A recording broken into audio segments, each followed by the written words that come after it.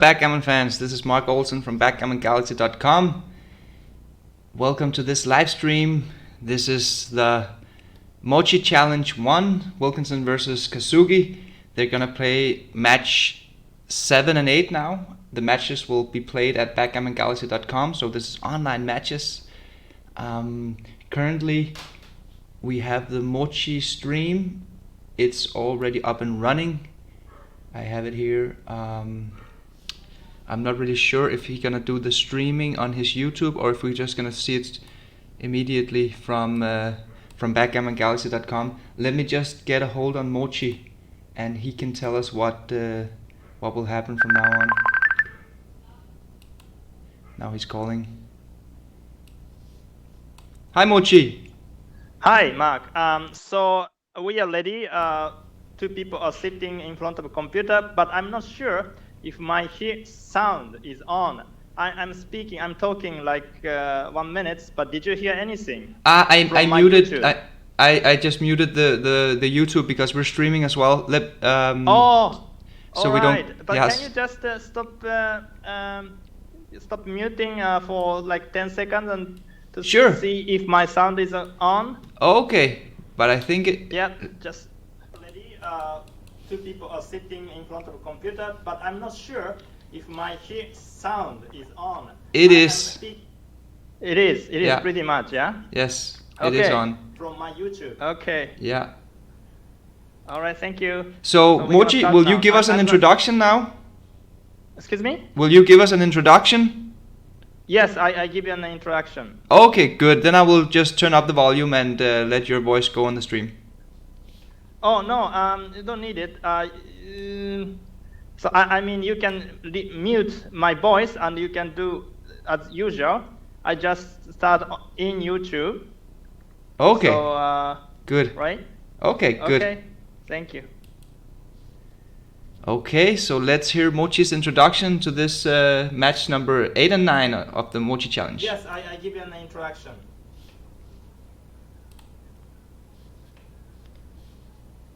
Oh good. No, you don't need it. So I mean, you can mute my voice and you can do. So I'm just waiting for the feed to catch up because Facebook has a 15-second delay. Okay, thank you. All right, so I just yeah, everything is set, ready to go. But before we start the match, I just wanna introduce two players. As we knew that they play 6 matches already. 3 matches won by Sebastian, 3 matches won by Kazuki, and Kazuki won 1 more PL thing, so Kazuki is leading 1 point, right? And they are going to play 2 matches tonight and 2 more matches in end of the Japan Open, which is 5th of May.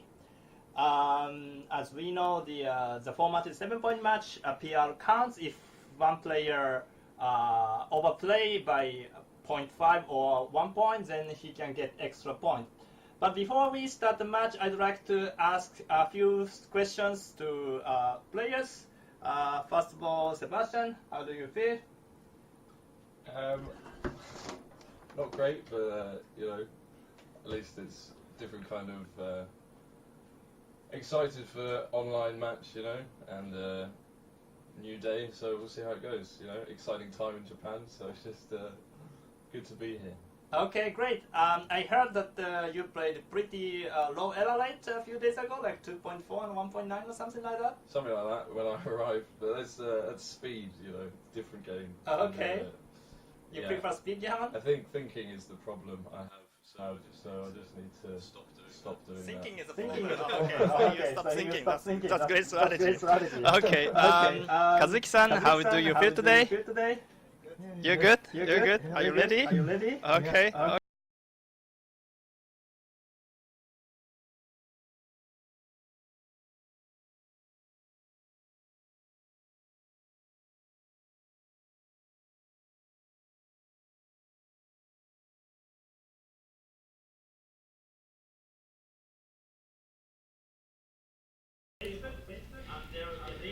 Okay guys, I've muted Mochi's introduction here because it seems to be a little bit noisy. That the screen is not really any good.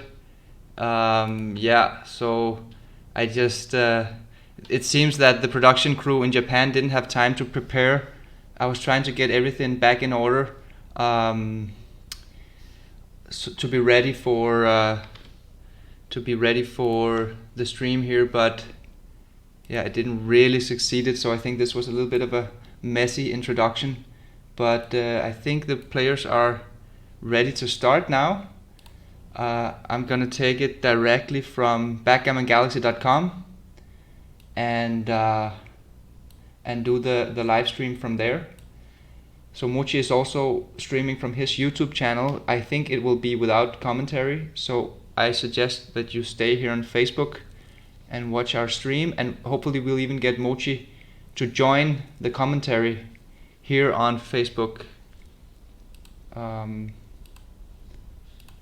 Yeah.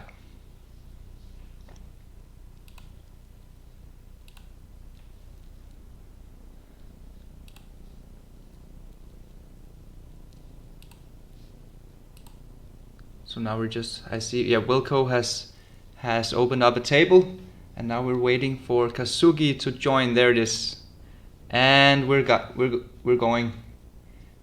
Match number 8 is going. Wilkinson goes by the name of Wilco, says good match, HF. I'm not really sure what HF means. Perhaps someone can tell me. Yeah, and we're hopefully off to a good match here.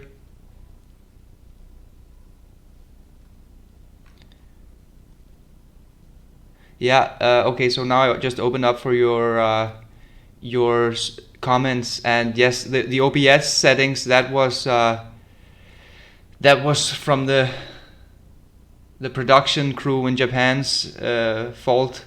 I was just putting up Mochi's YouTube live stream, and it was quite messy, as you could see. But yeah, off to a bit of a messy start to this live stream. That wasn't the most pleasant way to start off. I'm still a bit stressed of getting everything up and running, but here we are, and the match is on its way. Wilkinson is considering how to play this 6-1. You know what? Let me just. It seems that the Japanese crew now has got their OBS stream up and running in a better format. So let me just try to open that instead, because they have the webcam on the players. Yeah, much better.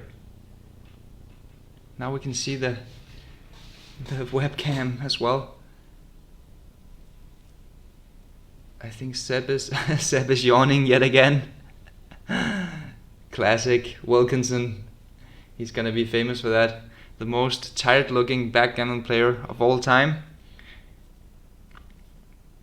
He's considering how to play this 6-1, and now we're back for normal clock settings, which means that Seb doesn't have to make up his mind in 30 seconds to avoid using a time bank. He can just take his time here and see if he can come up with the right move.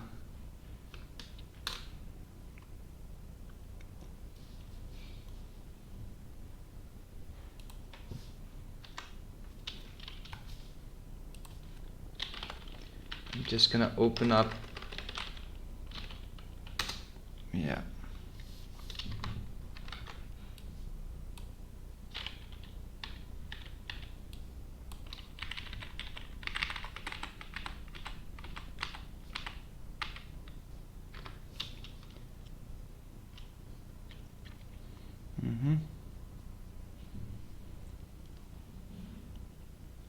Still thinking. He just spent 2 minutes of his time bank here.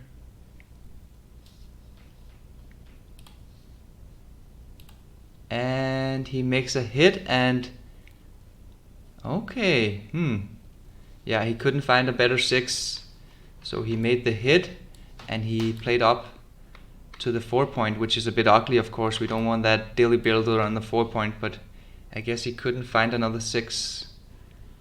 Probably considering to come out with a 6 or making the 5 point and passing up on the hit. So now Kazuki has a 5-2 to play, and I think he should be considering anchoring up here, since Wilkinson has a front-loaded blitz position. The anchor is very valuable here. I'm not really sure why he's taking this long. Is this a difficult decision? Shouldn't he just come out, make the anchor and come? Oh, sorry, make the anchor and come down to the 18 point.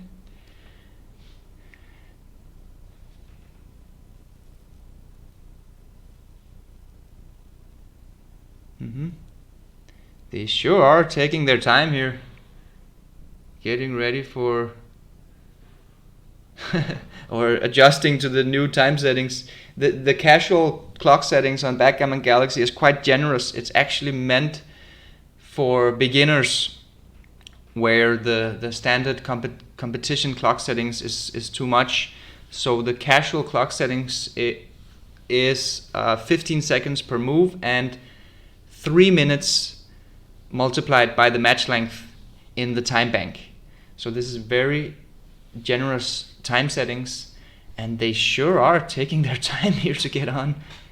I mean, they already spent like 2 minutes of their time bank. Okay, he finally makes a move. He does make the very natural move. Perhaps it's something about their pattern recognition has to get used to playing on an online board again, and not on a live board. It kind of depends what you're used to.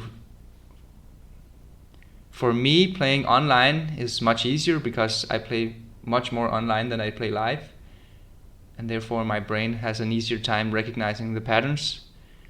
I'm not really sure how it is for the players here. Aha, Kazuki makes a running play. It's quite scary to leave an anchor here because Wilkinson definitely has a blitz position. Even though there is some duplication here, fours and deuces. 5-3, that's an air ball. Wilkinson would have loved to make a hit, but he misses everything here. So how can he come up with a good move with this 5-3? Yeah, notice that Wilkinson is up in the race. That's quite nice. We have the pip count available here. So does the players. That should help them out a bit. I expect both players to play at a higher level today. Several factors are present. We have the normal clock setting, which is quite generous even. We have a more familiar format, playing on an online board with a public pip count for the players, and they don't really have to make any physical movements like rolling the dice and stuff. So all in all, they should have better conditions today for playing their A game. Yeah, we had an interesting discussion going on in the Mochi Challenge Facebook group. Myself, Thomas Tenland, Tim Suki, Christian Monk Christensen, and Mislau were discussing how you play well, how you perform, and there were many great points being shared back and forth. Okay, so the position has stabilized. This is a mutual holding game position, even though Wilkinson is getting primed a bit. He has those back checkers on the 23 point, and Kazuki has a nice prime structure ahead of it. 3 points with lots of spare checkers. Very flexible structure. So he does have some prime value here. The race is in Wilkinson's favor, but I think I would prefer to have Kazuki's position here, simply because he's still trapping Wilkinson on the 22 point. We see a little yawning from Kazuki as well. That's usually the Wilkinson move. Okay, Wilkinson gives up the midpoint, shifts to the 10 point to preserve mobility. I think that's fine. Usually you want to give up the midpoint before you loses flexibility in your front position. So I guess that was a fine move. 5-1 for Kazuki. He's down in the race, so he really needs to prime.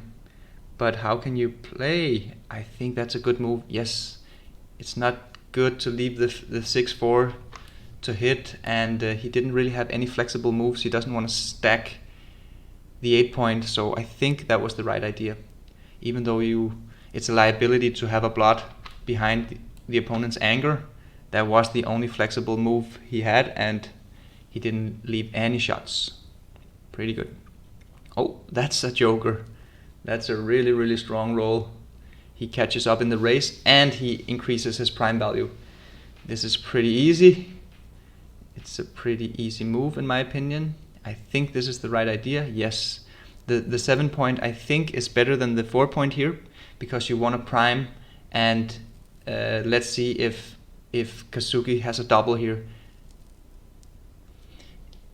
If Wilkinson had an advanced anchor that is on the 21 point or 20 point, the race, this even race would be enough to definitely make it a no double. But since he's trapped on the 22 point, he's getting primed, and Kazuki has a very nice and flexible priming structure here.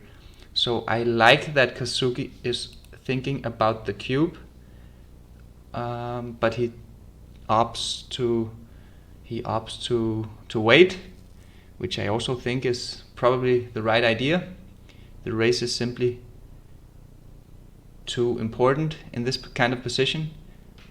But now he finished, or he made his 5 prime. So we saw a structural improvement for Kazuki. And I think perhaps, even though the race is close, and that makes it an easy take for Wilkinson if he are to get cubed, I think Kazuki might have a cube here, even though it's probably a close decision. Volatility is very low. I don't think it's a mistake either way, whether you double or not. But what is Wilkinson considering here? He didn't move any of his deuces. They don't play with the touch move. Or maybe they do play with the touch move still. Ah, yeah, they probably do. They probably still play with the touch move, even though they play online. So I guess like they are not supposed to use the undo button. Yeah, and there it is. Okay, we also saw the crunch now from Wilkinson, which makes the cube very easy for Kazuki. The moment you have just the smallest amount of crunch, that's typically when you want to turn the cube in a anger game like this where the race is close. Yeah, Wilkinson probably have to take this cube. He's still up 2 pips. He could get lucky with a double 6, or simply just wait on his anger 1 or 2 rolls and win a lucky race. Furthermore, notice that Kazuki has 1 checker buried and a slightly bit of inflexibility here. He's not optimally placed with his spare checkers, and yeah.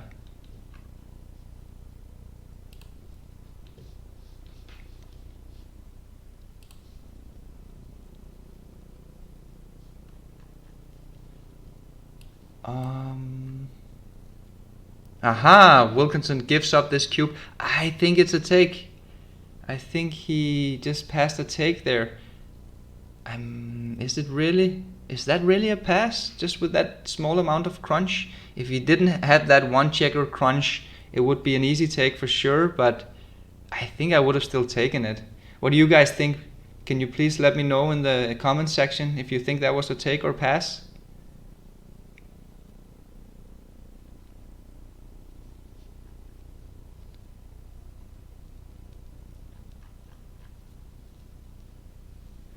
Double 4s. That's a big roll. Yeah, I think I believe now that they are playing with the touch rule settings. and that's why we see Kazuki not just moving his first 2 fours, which will of course be from 8 to 2, and I guess that 24-16 would be the right way to play the last 2 fours.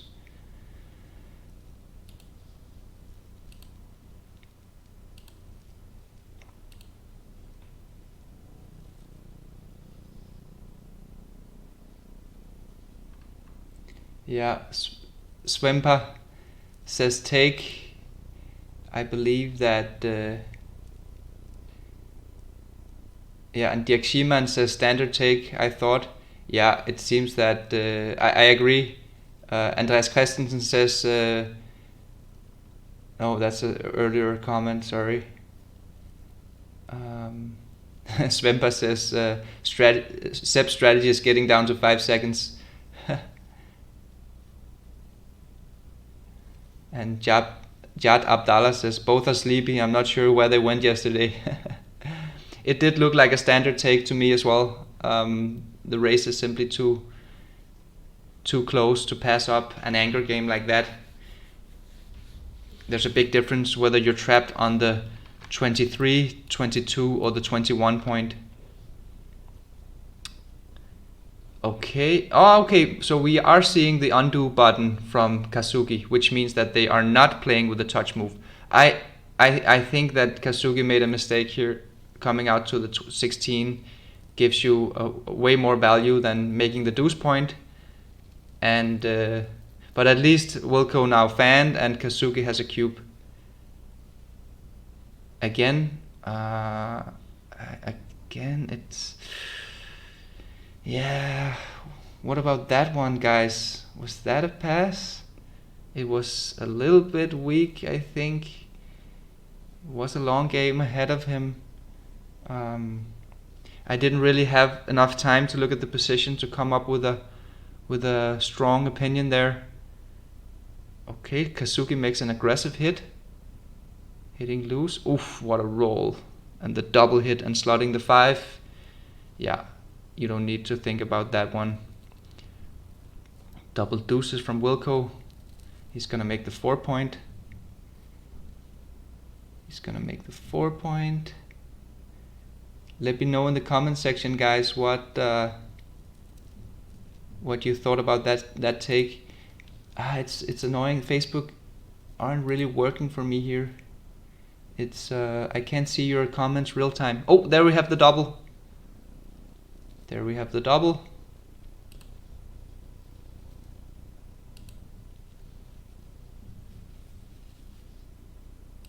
Aha. This is a tricky one. The thing is, Kazuki has 2 feet down, meaning that he has 2 points slotted. So even if he gets blitzed on one of them, he still has the chance to anchor up. Yeah. I think maybe I'm not really sure about this one as well. I mean, okay, Kazuki obviously put it more thought into it than I did, but yeah, wasn't it? Yeah, I don't know. I think I would have leaned towards the take in the blitz position there. Okay, Justin Null says that according to XG++, game 1 cube from Wilkinson was indeed a pass. Wow, that's really that I'm impressed that Wilkinson found the right pass there, because myself and a lot of strong players in the chat section were telling him to take. So that's pretty cool.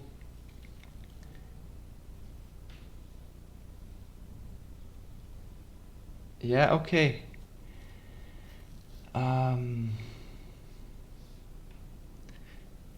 Falafel is sending me a text message saying that he would probably take. I think he talks about the blitz cube from Kazuki, that he just gave up too easily. A slightly weak play from Kazuki. Yeah. I think I would have taken as well, Falafel. I agree. 4-2. They sure are spending a lot of their time bank, these two guys today. They are justified in doing so, of course. No worries about that. They really want to play well, both of them. That's easy to see. It sure did take him a long time to find that move. I thought it looked pretty standard to me, just making the 9 point. I don't see any alternatives. I mean, obviously you do want to come up with the back checkers, but then you don't have a 4 to play. Is he considering coming 2 down instead? Or... I'm not even sure what he's thinking about here. He might be considering coming down with 2, but I think you should just make the 9 point as part of your prime with the 4 point. Yeah, and he does find it. It seems a little bit ridiculous to me to spend that much time on a move like this, but I guess both players wants to play very deliberately and accurate today, so fair enough. Fair enough. Very strong double 3 for Kazuki here. Very strong double 3.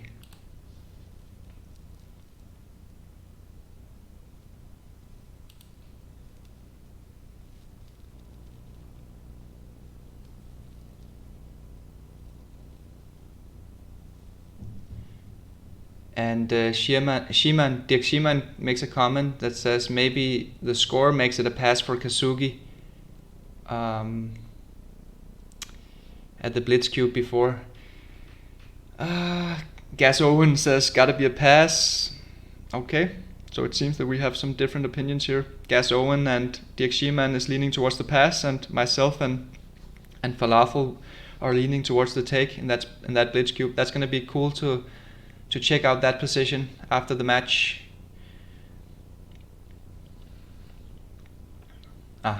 So here Kazuki is gonna go in for the loose hit. It looks good. And Wilkinson is fanning. Wow, that's a good roll. 6-3 gets the outside hit. Huge roll actually, especially if Wilkinson stays out. Oh, what about this one? Is it really? He didn't think at all about the cube here. I think he should have at least thought about it. Probably okay not to cube, but it could have been a missed cube there. So what's he gonna play? Yeah, of course you don't want to get hit in the outfield, so you gotta play safe. Kazuki, we're live streaming from Kazuki's monitor. Okay, there it is. He just accidentally exit the match.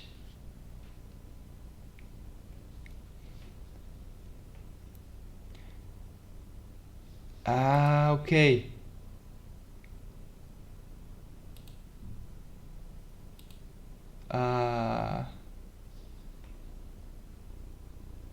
Mochi is ready for joining the commentary. That's great. Okay, I'm gonna call up Mochi and he can join the commentary section.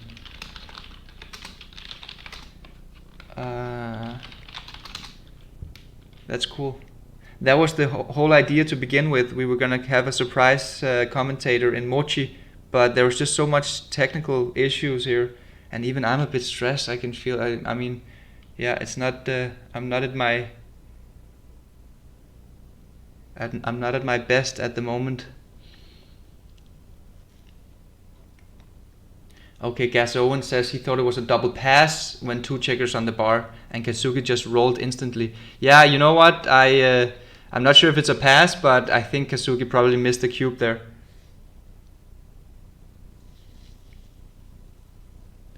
And Wilkinson is taking his time with his 4-3. Obviously, you want to make the 4 point, but the problem is what to do with the 4.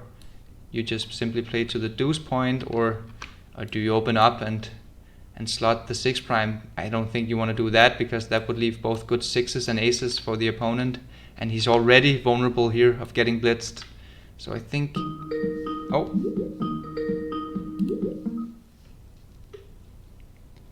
Hi, Mochi. Hi, Marc. Can you hear me? Yes, I can. Okay, good. Okay, guys, Mochi is with us in the commentator box. Nice to have you, Mochi. Yes, great. Thank you for doing this, Marc. You're welcome.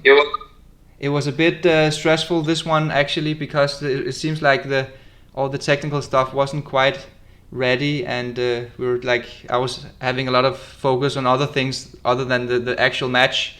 So, but now we're well ahead and things are looking good.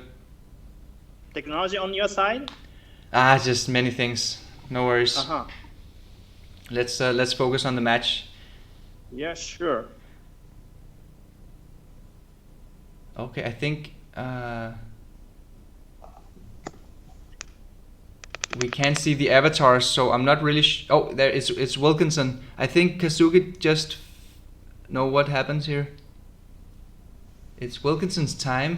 He's considering the cube. Kazuki is doubling. Yeah, okay. He was doubling. Yeah, we saw the cube was pulsating in Wilkinson's board. Okay, and he passed.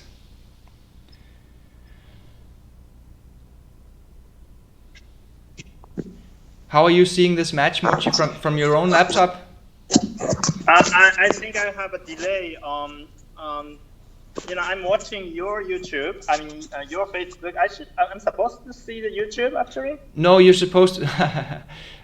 Yes, sorry, you're supposed to see the YouTube, not Facebook. That's the thing. Oh, okay, yeah. Yeah, so we otherwise we're not in sync. Then one moment, please. How do I see my own YouTube? I can send you the link if you want. Yeah. 1 second. I don't want to destroy the live stream for the viewers. Sure.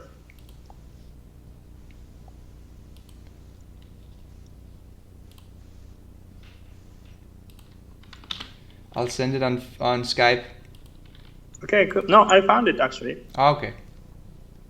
All right, so 6-4 for Kazuki.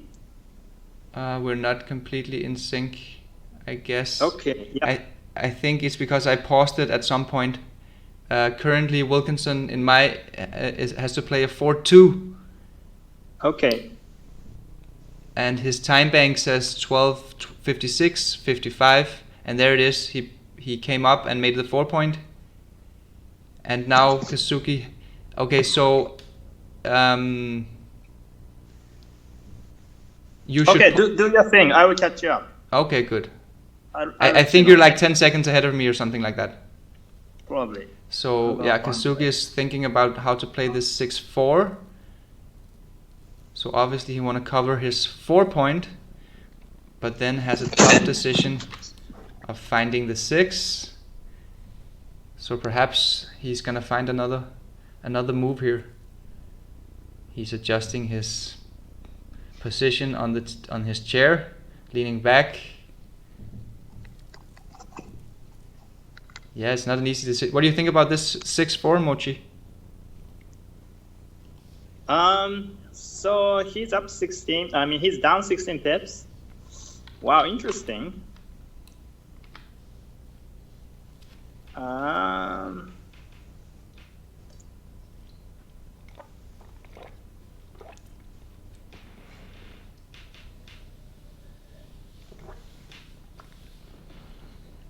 I wasn't sure about this.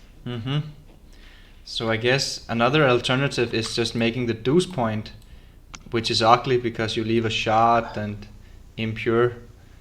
And then he has 13-3, hitting loose with a double blood. And which variations does he have if he makes the 4-point? You don't want to play 8-2, but you don't really want to come out from your anger as well when you're down in the race. So okay, he did make the deuce point. So now Wilkinson has a 4-1 to play, and he has spent his move seconds now, and now his time bank is ticking. Okay, and there he makes the move. I'm just trying to narrate so you can come in sync, Mochi. Yeah, actually, I'm ahead of you. I'm Yeah. seeing the future now. Okay, I can give you some inside information. So I met Sebastian, and he seemed very tired. He told me that his stomach is not fine. He ate very little, so apparently he's not in a good shape. And Kazuki seems much better, but Kazuki also looked tired. Okay. Yeah, so both players in not the best shape, but you know they not gonna do any excuse. I think they just wanna do their best. Okay, good. We had a long discussion, Mochi. I don't know if you saw it on in the Facebook group from the Mochi Challenge, where because it seems to be a big theme. We've been talking a lot about Wilkinson has really underperformed, and discussing what the reasons for that. And a lot of people said that we were giving him too much of an excuse of saying that it's because of jet lag and lack of sleep. But it seems to be kind of a theme of this Mochi challenge that Wilkinson has really underperformed so far, whereas Kazuki has played quite consistently and seems to be improving a little bit from match to match, but still one step from being actual world class, in my opinion. Yep, right. This is like Kazuki C, not A. If he's A, he could play like 3. If he's B, he's play like 3.5. C, it's 4.0. Something like that, I think. Yeah, probably.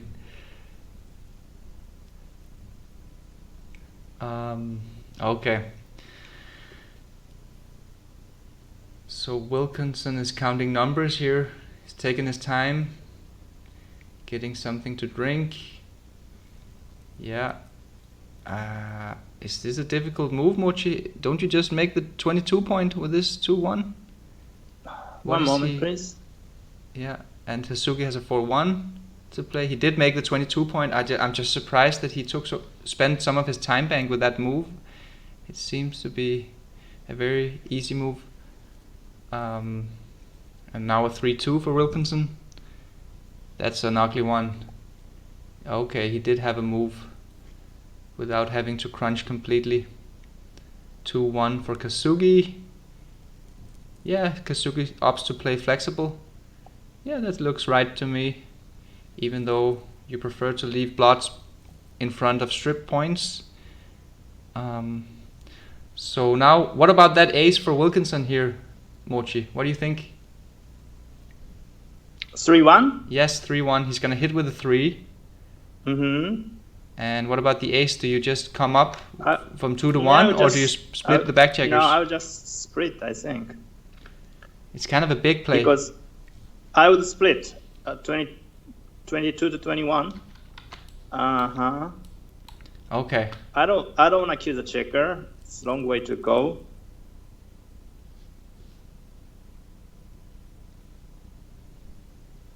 So now Kazuki is 6-2. Okay, you're ahead of checker. You're ahead of me, Mochi. There it is. Oh yeah? Okay. Now I see the 6-2. So now you're just 5 seconds ahead of me. So if you just pause your video for 5 seconds and press play, then we're in sync. Okay. Yeah, he has a 6-2. I guess since No, I don't like that. No, I don't like that No, play. I didn't like that too. I would come out with a 6. Yeah, you gotta come out. After Wilkinson just buried that checker, you're really not scared of getting blitzed anymore. Yep. Giving he up. has fewer checkers to play with, so not afraid of getting blitzed or anything. Breaking 11 pointer is horrible. Yeah, I think it's a horrible mistake. It was. It could be a blunder, actually. He played like very quick in a few seconds. I agree. And it could be a blunder here. Yeah, I'm not sure. Many of Facebook are requesting to have the XG Live analysis back. No, it's not possible because my my live transcriber is not here. So I'm sorry, guys, but today I'm doing this from my home, and we don't have enough room. If we do this, then we have one more room, and one more room. Japanese house is so small. You gotta understand this. Well, past 2 days I rented a big room, so it was comfortable for everybody. But today I thought it's, back in Galaxy there will be analysis anyway, so I didn't hire him. But what do you think, Mochi, of taking like a 10-minute break between the matches where we can just quickly run through the big decisions of the match? Sure, we can do that. Well, actually, they are happy to do it, Kazuki and Wilkinson. In the break, they are trying to review the match as much as possible. Then I have to force them to return to the match and continue because we have limited time. Yeah. So they are happy to do it, obviously. So Sebastian also told me in the taxi that when I play a bad match, I have more things to learn, and I completely agree with him. So that's a good attitude, you know. Mm-hmm. So I told him that if I play a very good match like 1.0 or 0.x, then I have nothing to run. So it's kind of happy and not happy, you know. Yeah, but I think we should stick to a tight time schedule and maybe have like a 10-minute break. Probably not too much more because we have a lot of viewers here on the live stream. Sure. But for sure we should just take short period of time. Yep. Yeah, but for sure we should just run through the big decisions now that we don't have the XG feed available. So by the way, what are we looking for? Like, is it Sebastian's time 3-1? He doubled now. Do I look the same thing? No. I think you've been pausing for a long time. Okay. Then you have to. I think you can keep up. Have the match simply just. No, sorry, you're ahead of me still. There it is. Sorry. Yeah, he was doubling there, and we saw a quick take from Kazuki. So you're still like 10 seconds ahead of me. Okay.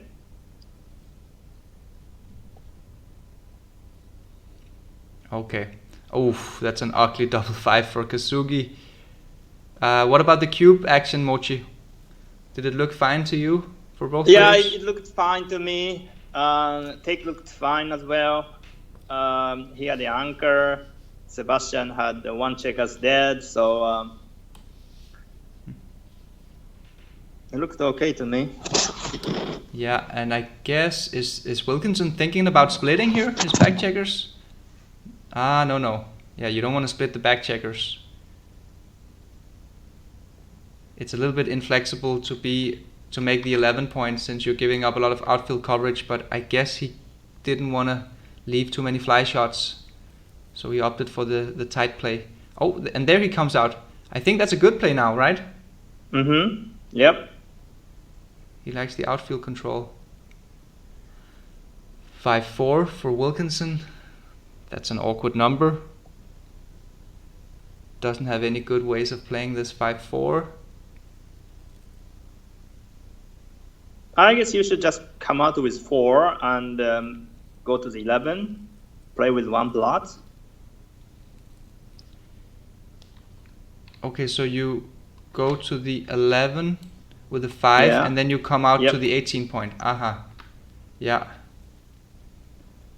But I don't want to go to 7 point because getting hit with 4, getting hit and coming out, letting him coming out is a disaster. So I don't want to do that. Getting hit with an ace is okay because now he has to break the point and he has to leave a bunch of blots. So yeah, I think I agree. He's kind of sad of giving up that contact right from the 22 point and coming out to the 18 point, but I guess that's the only way he can really play it. If he could choose not to move the 4, Mochi, wouldn't you prefer to stay back on the 22 point? Hard question. Maybe. He does make your move. It's probably a good play. Kazuki has a big problem here, and that's, besides from being crunched already, he's also down in the race, which makes it very difficult for... 6-5. That's a good shot, because now he's actually ahead in the race. So if he can manage... what about this 6-4? Do you come out with both? Is this his chance to come out? What do you think, Mochi? Well, either he comes out or staying back to the 19. But I come out, I guess. Come out It's with both? You mean 6-5? No, Kazuki has a 6-4 to play. I think you're still ahead of me. You're seeing the future. Okay, I'm sorry. I thought Wilkinson has 6-4, but he danced, actually. Okay. You're ahead of me, Mochi, I think. Right now in my monitor, Kazuki is thinking about playing a 6-4, and his time setting is 12 minutes and 17 seconds, 16 seconds. Okay, he comes all the way with 6-4, and now Wilkinson's rose is 6-3. Yeah, I'm still 5 seconds up. I don't know how I can delay. I paused 5 seconds quite a few times, but didn't work. Okay. Always keep up forget about it. I'm from the future. Yeah. Okay. So we have to adjust. Has 6-3 to play. He's thinking. It's interesting. It's very difficult decision and it's very important decision right now. He is down in the race. Yeah, not far from an easy decision, this one. Very difficult. It could be the most important decision in the match. So what is the option here? Just come out to the 16? Yeah, okay. That's one. And then you have coming into the 5, and then you have coming down to the deuce. Okay, he did come into the 5. What do you think about that, Mochi? Was that your preferred move? Oh, and very good 5-4 for Kazuki, and gets to run all the way out. And Kazuki is up in the race now. So I guess Wilkinson just want to make the 7 point with his 4-1. I guess that he likes the contact on the 22 point. I don't think he should shift up to the 21 point. I guess that's what he's thinking. Okay, 6-1 for Kazuki. Just make the 7, I guess. He's up in the race, so maybe he should just play it safe. Oh, yeah. He has a safe play here. 3-5, 6-2, 6-3-5. Yes, no reason to leave the 6 numbers, so just play safe. Yeah, it's too much with the 6 numbers. Maybe if it was just 2 numbers, then you could make the 7 point. 6 numbers is too much. Yeah, I agree with you. But he's thinking Kazuki is ahead on time, which is always nice. I think. He did that. You're ahead of me. You're spoiled the move, Mochi. Yeah. No. So he made a bar which I didn't like. Yeah, and there it is. Now he's confirming his move. Oh, and he got hit. Oi. He gets punishment for that move. Yeah. It could be a big blunder, actually. Look at his face. Look at Kazuki's face. Oh, poor guy. Yeah, he's kind of regretting it now. Perhaps he realized that he made a blunder, leaving the 6 shots. I'm not sure if it was a blunder or not, but it definitely had blunder potential since it's a tactical position. And Wilkinson, I guess, is thinking about slotting the 3 point. Yeah, and he does. That looks like the only play to me. Okay, I'm sorry. I did not supposed to say anything. Don't spoil. That's what you were yelling for. The 3-5 joke. Wow, 6-1. He hits him back. Joker upon Joker. Oh, he almost had him, Kazuki, with the 5-3 Joker. Okay, he needs to pull off another one. I don't see any other moves here than just coming all the way with the back checker from Wilkinson. Again, he's spending time on his time bank. He does have 15 seconds per move, but he seems to be eating off of his time bank on almost every single decision he has. George Abdis asks in the chat why Mochi doesn't just watch it on Facebook to be synchronized. He can't George. No, I'm watching Facebook. No. Facebook as well. I'm watching two games. Yes. And one is. But the like problem. You are in between. The problem is he can't watch the Facebook, George, because we're doing the live commentary, and Facebook puts a 15-second delay. So we need Mochi to be live here in the commentating box, and then Facebook will put a 15-second delay on everything he says. So he has to watch it on YouTube, and the problem is that for whatever reason our YouTubes are not completely in sync with one another. So Mochi just have to avoid being a spoiler for the rest of us. Because no, but it's quite funny because on Facebook I'm watching a past, and YouTube I'm watching the future. You know. Anyway, so 6-2. Okay. He's still thinking. What's he thinking about here, Mochi?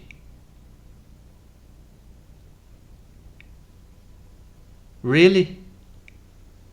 You want to leave two? Why would you make that move? It's the same amount of shots, but you leave two blots, and I guess he wants to have more hitters next time. I don't get it. It's probably not that big of a deal, but yeah, it's not a big deal, I don't think. Just he spent like a minute and a half of his time bank on this move. Mm-hmm. Oh, it's a bit ugly to bury the checker on the or put another checker on the ace point. Very bad for racing efficiency. So how about 6-2 here? You must hit, of course. Then 6. Would you go to the ace point and hoping to pick him the second checker, or just bring him in? That's a good question. I think I just bring him in. Oh, doesn't hit at all. Okay. You're spoiling Mochi. I'm sorry. It's just too difficult, just reflection. Yeah. Okay, yeah, he didn't hit at all. He is way ahead of the race, though. It could actually be the right idea not to hit. It could be the right idea not to hit. What do you think about that, Mochi, that Wilkinson didn't hit? Yeah, it could be. I mean, he's way up in the race, so not way, but he's reasonably up in the race, and Kazuki has like the 3 dead checkers on the ace point, so he's actually up a lot in the race, so and probably the gammon chance is not so high.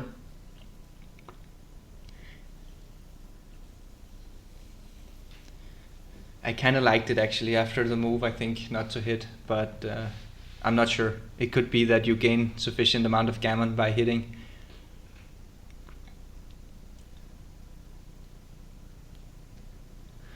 Yeah, this looks like a race going Wilkinson's way.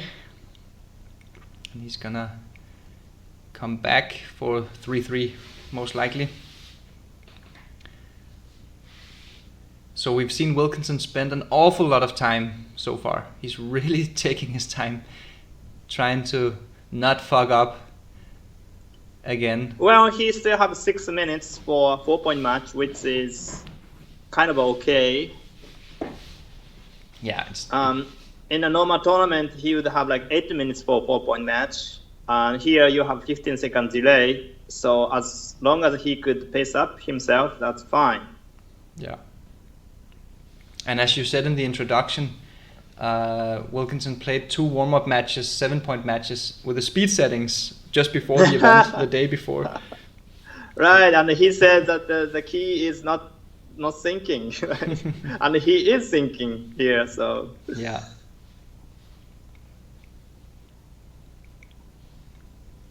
Svempa says he likes the no-hit. Andreas Christensen says that he would hit. And Simon Bargett says that he would have hit against the 4-point. No, he wouldn't have hit against the 4-point board. Okay. So here we have 5-1. Ah, interesting. Okay, he makes the slot. What do you like about? You like that slot, Mochi? Or it was an overplay? Yeah, I mean, it makes some sense. He is way down in the race, and he has an anchor, so getting hit doesn't mean anything.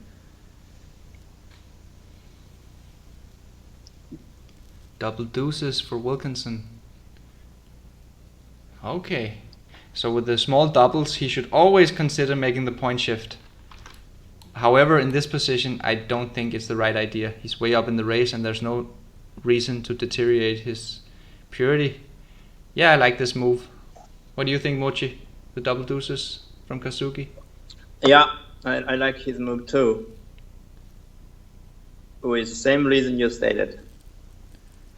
But basically, he just want to come out. He want to focus on the back checker. That's it. And even if he let Wilkinson low, Wilkinson doesn't have too many good numbers. Maybe like 6, 1, 2, 4, and 3, 5. That's it. Mm-hmm. So it's okay to give him a free roll. If there's like a bunch of blots on 10 point, on 11 point, and stuff like that, then you definitely want to shift. Then, than sitting back. So again, we see Wilkinson spending time off of his time bank. Yeah, this one I would hit, I guess. Really? Isn't it too deep when you don't have any blitz ammunition?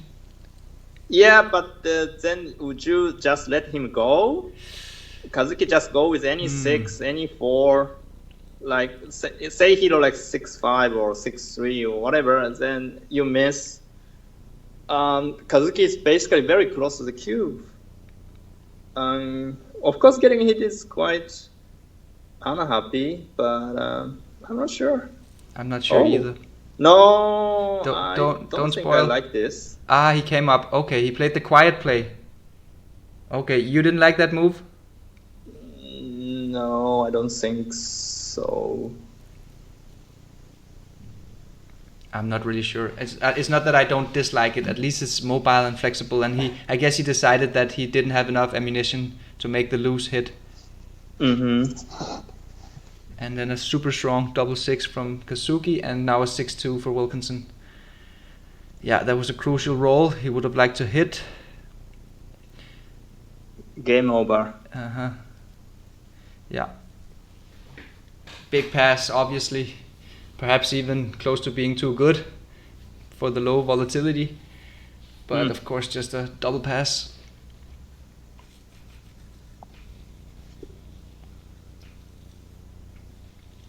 Okay, 2-1.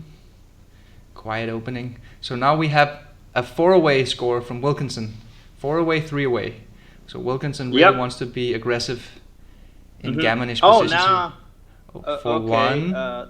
So Wilkinson Double sixes for Wilkinson. Wow. Yeah, that's a decision here. Yeah, so he's thinking that how do I get to the doubling position? How do I cash? How do I double in? And he chose this ace. We haven't seen it yet. Okay, he chose the volatile one, and Kazuki gets an ace, which is huge. But does he still have a double? I guess he could still double this, right? Yeah, and he does. I think it's a good double on the score. He has blitz value, and the decision is now on Kazuki. What do you think about this cube action, Mochi? This must be like a very easy take. I'm not sure if it's a double, even this score. I agree. It must be a very easy take. He does find the take, luckily. I think it could be... I like the double because of the score. But maybe you're right. Maybe it's not. Maybe it's a bit too thin.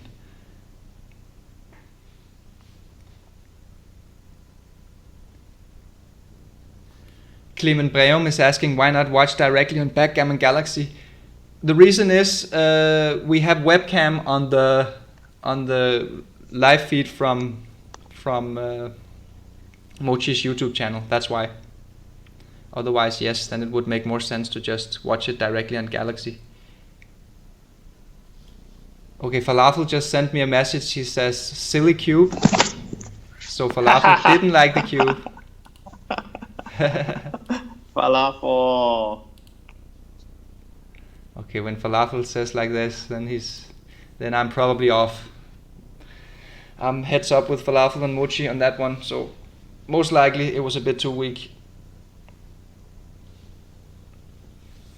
Okay, that's a good roll, huh? How will he play this double 3?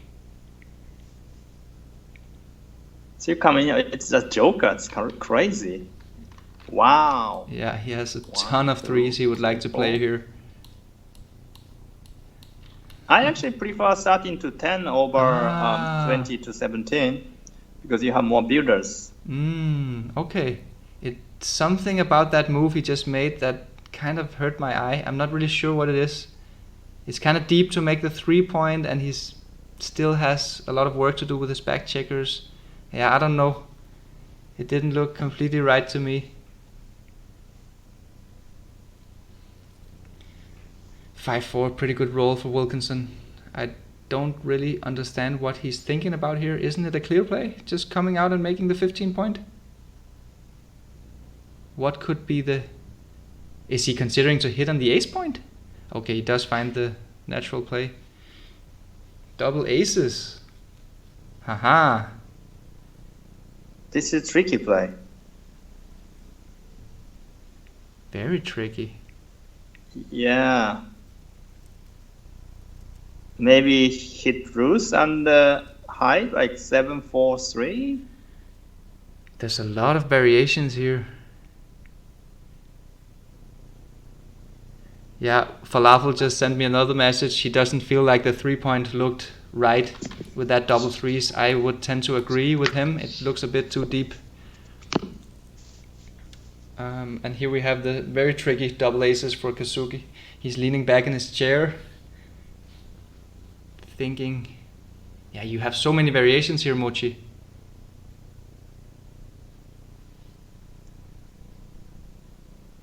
I'm interested to see what he... Really? Is that the play? Hitting and putting a dilly build on the 3-point? What do you think about that move, Mochi? That was my play, actually. Okay. Is that a big problem? I don't know, man. It just looks strange to me. What's your play then? I don't know. It's too confusing.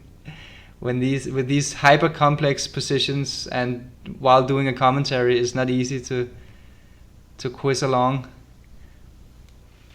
So Wilkinson was just 2-3. He hits and I think stepped up, I guess. He's going for gammon. 3-5. It's like super nice. Oh, but he could. No, he has to hit. There's no if he wants to anchor up. There's no 3 to play. So of course he's gonna hit. Yeah, and he is hitting. Was it too much for Wilkinson going for the gammon with the 3? No, it's not. Okay, 5-2. Are we seeing the same thing? Now he confirms, making the 20-point. Yeah, and then the double fours for Wilkinson. His time bank says 7, 6, 5, 4, 3, 2. Okay, I'm up like 2 seconds now. Okay, cool. Yeah. Well, it's funny because you live in Denmark and I live in Tokyo. That's why. I don't know. It could be. I don't know. Yeah. Well, anyway, the match is going downstairs literally in my house. So. Yeah. You have the highest, the closest bandwidth with the speed of light. So 4-5 here.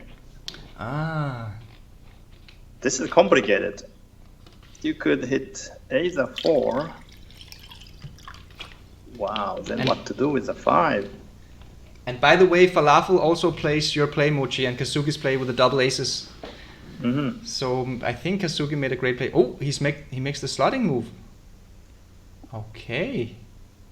Yeah, I actually like it. At least it's pretty, right? And he gets to keep all his outside points. Oh, Joker here. Wow, that's big.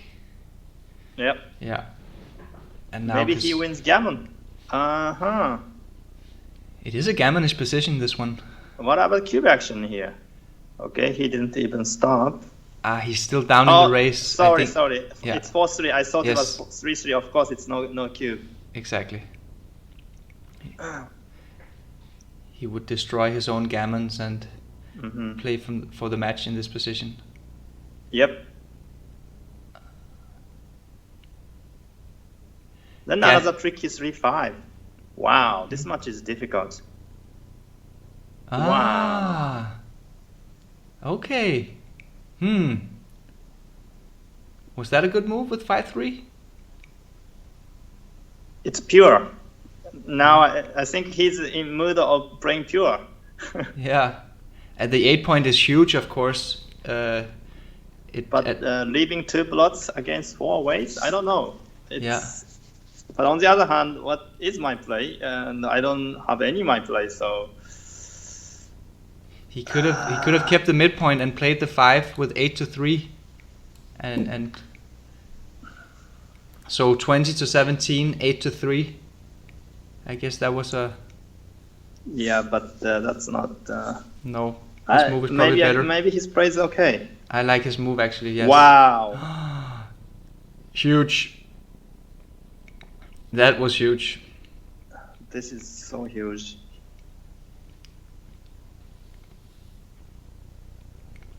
I just go to 12. I make a 12 point. Or maybe putting a bit of... No, I don't want to leave any shot. You don't want to come down and slot the 7 point for more ammunition? It's too big? Yeah, too big. As 8 numbers? No, you don't need that. Is it not 8 numbers, right? Is it 1? Oh yeah, 8 numbers. Yeah, it's too much. 8 numbers too much. And of course you don't want to make the point shift either. Giving up your beautiful pure structure.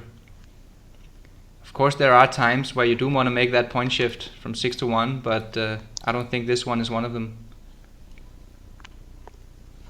What do you think, Mochi? The shifting play is not really a good idea. Shifting to the ace point? Yeah, that's not a good idea here, right? No, I don't think so. Just winning 2 points is fine. Yeah. He still keeps 4 point board, so I give some respect to it. You know, I just play like DMP, and if I get lucky and win gammon, I'm happy. If I don't, I'm still happy. So I don't want to take, any fancy play here. If score was 3 away, 4 away, for down 4 away, 3 away, then shifting would be nice, but he is gonna blitz here. Wow, he goes for the blitz. Wow, now he blitz. Yeah. He succeeds. The 5-1 is a cover, but Wilkinson does have the ace point, but unfortunately for him, he has horrible timing. He's in a really bad shape here, Wilkinson. Yeah, you kinda don't really want to put a checker up on his prime, because it's kind of wasted now. Doesn't have any useful things, but he don't want to leave his anger as well. So but you don't want to put false checkers on the 12 point, which is also very unflexible. True. So it's probably the right move he made. Yeah.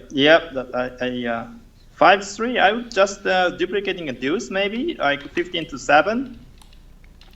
Is he considering crunching his six point? Yeah, but even if you do it, most likely you're gonna leave a blot in the next turn anyway. Oh, maybe not anyway, because he can roll a 6.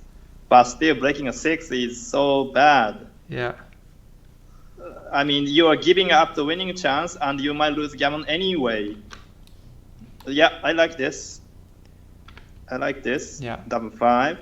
Okay, this is unfortunate, but still, at least he keeps the ball. That's the perfect roll. And he want to hit that second checker, I guess. Kazuki keeps his 6 prime. What about this one? Should he stay on the 20 point? Yes, I think so. I'm not sure, but yeah. You do give up some flexibility by playing 6-2, 3-3. I think the decision is very close. You know what? At this score, maybe it's not necessary. Maybe he just ran, because going to deuce point, 3 point is hurting too much, I guess. Okay, I would have stayed, but okay. Yeah. He would have. No, he wouldn't have gotten a shot here. No. Once again, the decision would be very small. I mean, it's not going to be a big decision anyway. I don't think. If Wilkinson had good timing here and it wasn't crunched, then Kazuki should have cleared the 7 point with the 4-1. But since he's completely crunched, he prefers to keep his prime as long as possible and try to win the gammon. So good play by Kazuki here. Yeah. And now he should play aggressively, right? 3-4. Yeah, with 3-4. Shouldn't he play this aggressively? When your opponent has a crunched inner board?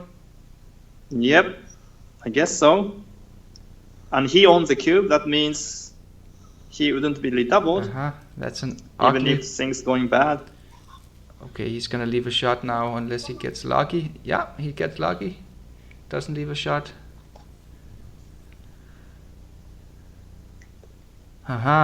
Let's see. Wilkinson, nope, he misses. Huge roll.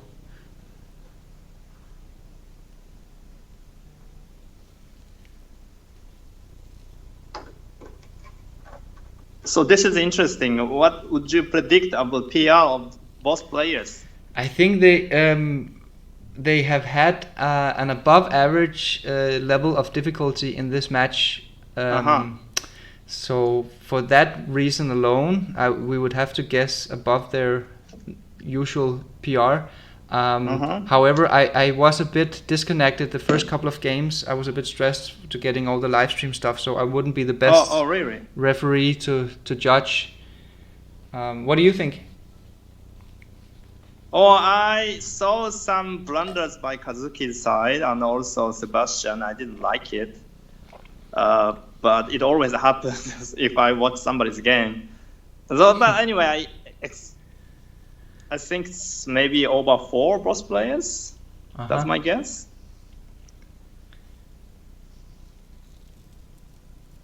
But it was a very difficult game anyway. Yeah. We have to remember that since Kazuki has a very low Galaxy rating, his analysis settings are very weak. We at Backgammon Galaxy, you have the 2-ply analysis, but because of an error we just had, we had a problem with the newest update. It reverted to the old settings, which is a 1-ply analysis for all the players below 1700 in rating. That means that when we see the result now, we see it's not the real result. Yes, exactly. And 1-ply is pretty good with checker plays, but it's especially weak with match cubes. For instance, it might think that Kazuki might have missed some recubes here because it doesn't think more than one step ahead. So yeah, we should take Kazuki's error rate with a grain of salt and download the match file. What? Right after the match, I'm going to run the match by Extreme Gammon and it will be streamed. And we discuss position like 10 minutes or so. So you will see everything. Good. Okay. I'm going to open up the match in analysis window so we can scroll through the positions, and we will have you can give us the XG analysis. He does make the hit. Can he save the gammon? Not over yet. I mean, Wilkinson has a 0% chance to win this game because Kazuki owns the cube. Yes. But he could save the gammon.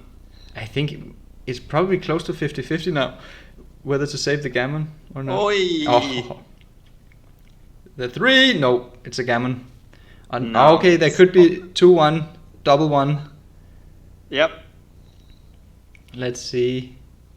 Nope. Okay. There it is. Done. Okay. I'll be downstairs and join the crowd.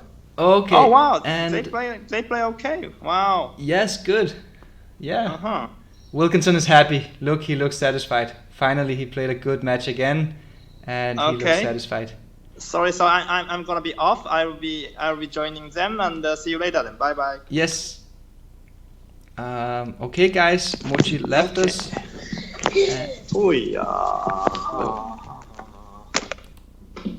And let's have a review of the match. I have it here. I can click analyze, and we have the match opening up here. And I would like to have the XG file from Mochi, so we have the deeper analysis settings, but this is all we got for now. Hopefully in 1 or 2 minutes Mochi will send us the match file, and let's go through some of their decisions. Tim Cross 3.2 we said, Marc, not bad, I agree. And Gas Owen says a very tough match. I would tend to agree. Wilkinson definitely played a very good match here. Falafel is asking if they play again. Yes, they will play another match in about 10 or 15 minutes. For now, we're just going to run through some of their decisions. We had a running move here from Kazuki, which we were not sure about, but it wasn't that bad, just a small error. And a 5-3, a small error here as well, or half a blunder from Wilkinson. The right idea here is simply just to make the 3-point. And Wilkinson's play was making or playing to the ace and playing safe. It was a safe move. Okay, let's go through the moves a little bit fast here. Small error with double 3.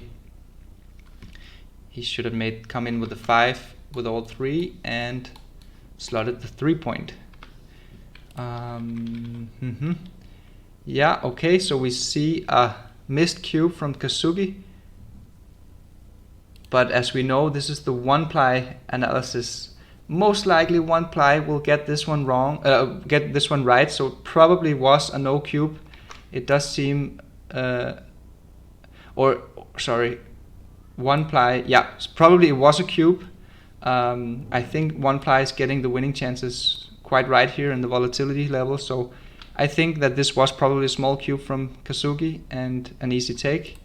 And then we get the market losing sequence, which is Kazuki makes the 4-point and the pip count stays more or less the same. And now we have, the structural improvement for Kazuki is too strong, and Wilkinson found a very nice pass here. Especially notice the crunched checker on the 4-point. I thought this was a take.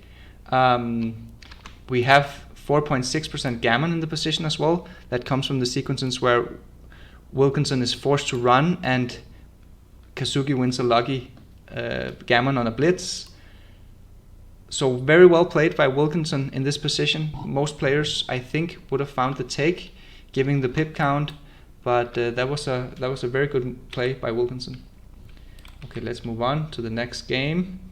Perfectly game played. Notice that I use the hot buttons to toggle. You can go up and down with the arrows, and you can go left and right to shuffle between games, and you can also use D and L hotkeys to shuffle between lock and detail. Yeah, okay, we have the double force from Kazuki. I thought he made a mistake here, not coming out, making the 16-point. He did, but as we see, it's just a very small mistake actually. So not a bad play from Kazuki, making the blitzing move with 2 inner points, stacking off the 6-point. So pretty good move from Kazuki. And here we have the double.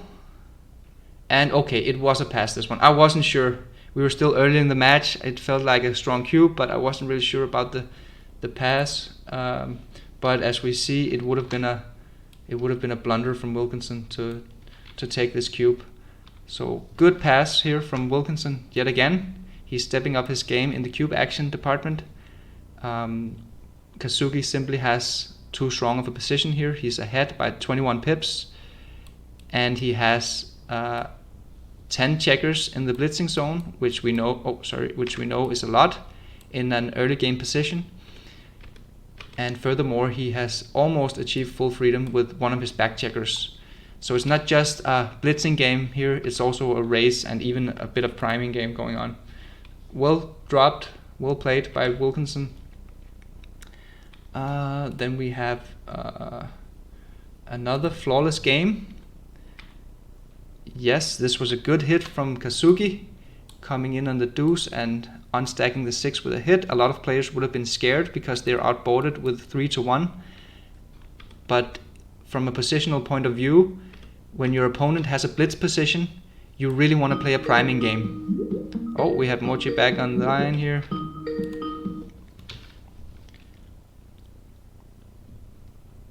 Hey Mochi. Hi Marc.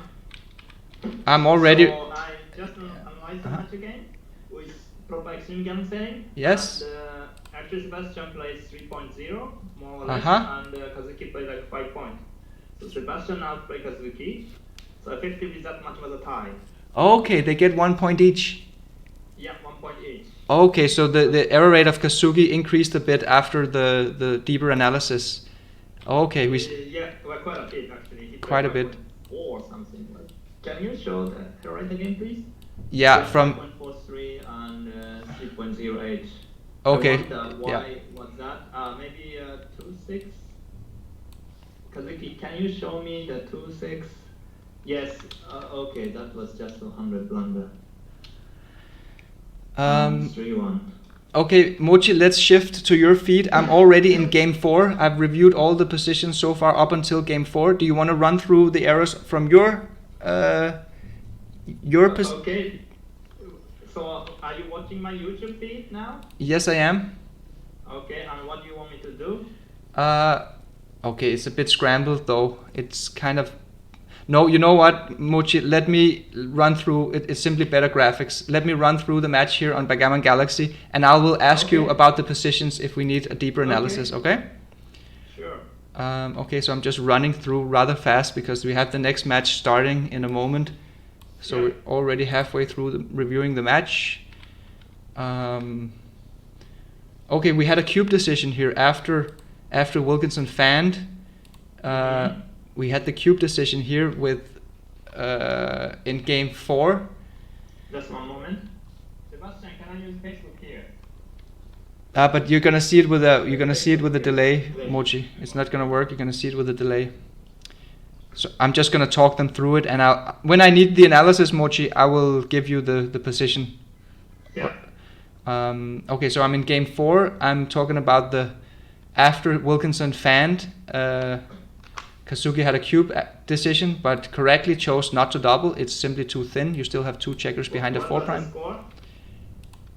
The score was 2-1 to Kazuki, so it's game 4. Score is 2-1 for Kazuki. Yeah, and it's actually a flawless game that they're playing here. Okay. Yeah. Wilkinson Kazuki chose not to double. Which was correct. And now I'm down to the move 19. It has differing numerations in XG, but the 4-3 for Wilkinson, 2 decisions before the cube action. So he has a 4-3 to play, and he chose to hit. You mean game number 4, or you're talking about something else? Game number 4. Yeah. 4-3 for Sebastian. Yes. He made a good play. He made the 3-point in his face. We were talking about it, and he could have. He could have that was the correct play. That was correct play. 51. Very good move, and then we have the cube action from Kazuki. Big cube, and close pass. Close pass. Yeah, we see it's a. Well, actually, 78 pass. It's a clear pass. Okay, so it becomes 78 with XG++. Okay, 3 ply says 49. So cool. Yeah, good pass here from Wilkinson. It does look like a pass to me. He's down in the race. Kazuki has a beautiful structure, and he has a lot of blitz value. And he's up in the score 2-1. So now we're in game 5. They're really playing well at the moment. Scrolling ahead to the crucial decisions. There we have an error from the first error in the match, the 3-1 for Wilkinson. Which game? In game 5. Game 5. Yeah. Both players screwed up a lot. It's a very difficult game. Right. He made the hit, and he played from 2 to 1. The right idea was to not hit and make a 4-point board. No, he made a 5-point. Nope, we're not talking about the same move yet. Then it's the first error in game 5. Wilkinson has a 3-1 to play. He can hit with 18 to 15, and then he has to decide: do I play 2 to 1 and bury a checker? And that's what he chose to do. Okay, that one. Yeah, and I remember you said that you would probably have made the split. This is just a 6-2. Wow. All right. Mm-hmm. Even if he chose to hit, then that's making fucking backchecker is much better than what he did. Yeah, that was your move. You would have split the back checkers. But interestingly enough, we should just make the 4-point board. Yeah, I didn't see the cover. I didn't see it either. I was focused on the hit. And then we have the 6-2 afterwards from Kazuki. How big was that error in XG++? Because we didn't like that play at all, but according to OnePly, it's not that bad. So I asked Kazuki why he did that, but he didn't answer to me. Well, it's not that bad, it seems, to keeping the 22-point anchor. In number-wise, yes, but I don't like it. Yeah. Okay, so you don't have it on the XG. You can't see what the error was. No, actually, it said 110 blunder. Ah, okay, so it was big. It's OnePly getting it wrong. Okay, it was 110 blunder. Then it was very bad. Okay. So we were right, Mochi. We didn't like that move at all. We talked about the blunder potential. Yeah, he should just come in and come out and keep his outside structure. It's very bad giving up the 11 point here. Okay. So I guess that's one of the reasons his error rate increased after we rolled it on XG++. Right after 2-6, he also made a blunder with 3-1. Yeah, but what about Wilkinson's 4-6? It's a mistake, but small mistake. Okay. It's one moment, it's coming. It's Yeah. 46. Yeah, okay, so it becomes a bit bigger when you analyze it deeper. Yeah, okay, fair enough. And then we have the 3-1 for Kazuki. Yeah. We were already too busy discussing the previous moves, but I kind of saw it. He stacks the 22 point rather than hitting. Yeah, and you gotta hit. There's another blood in the position as well. Okay, that was a big one. What does XG Plus say with that one? 150. Oof, 150. Okay. So Kazuki's error rate really went up in this game. And then we see some flawless moves, and we get the cube action. Very good cube here from Wilkinson. He has those 4 checkers getting primed with his 4.4 prime here, gapped 4 prime. So a very good cube, and he has a raised lead, but also a take, right? Yeah, a huge take. Yeah, huge take. Yeah. Too much contact. Okay, and they play quite well. I have to go all the way down to the 6-3 from Wilkinson. Ooh, that was difficult. The 6-3. 6-3 by Wilkinson? Yes, we have to go all the way down to 6-3. It's like 10 moves after the cube or something like that. I saw it now. Yeah, very interestingly, XG 3-ply comes in on the 19 point and plays 8-5. That's really interesting. Last front says his play is correct. Okay. 3 and bring it to the 5 point was correct. Okay, cool. Okay, so But full margin. so XG 3-ply got it wrong here. No, Cool. I mean it's high, like a 0.006 or something. It's nothing. Okay. I just think it's an interesting move coming in on the 19 point. Almost no humans would do that. I'm not sure. There are many different humans, by the way. Okay, fair enough. And then 5. Okay, and then we get a blunder. Oh yeah, that was the blunder we talked about, the 6-1 from Kazuki, where he was grimming his face afterwards after getting hit. How big is that one? Of course, he has to just play safe, as we 160. Yeah. Okay, yeah. That was a big one, and he kind of realized it the moment after he got hit, that it was probably too much to leave 6 shots. Yeah. Yes. Yeah, he admitted that he realized right after. I think that probably, especially get hit, you know. Ah, this is interesting. 5-2. It's a blunder from Wilkinson. I agreed with his play, I remember. Just slotting the 3 point, but you gotta make a blitzing play here.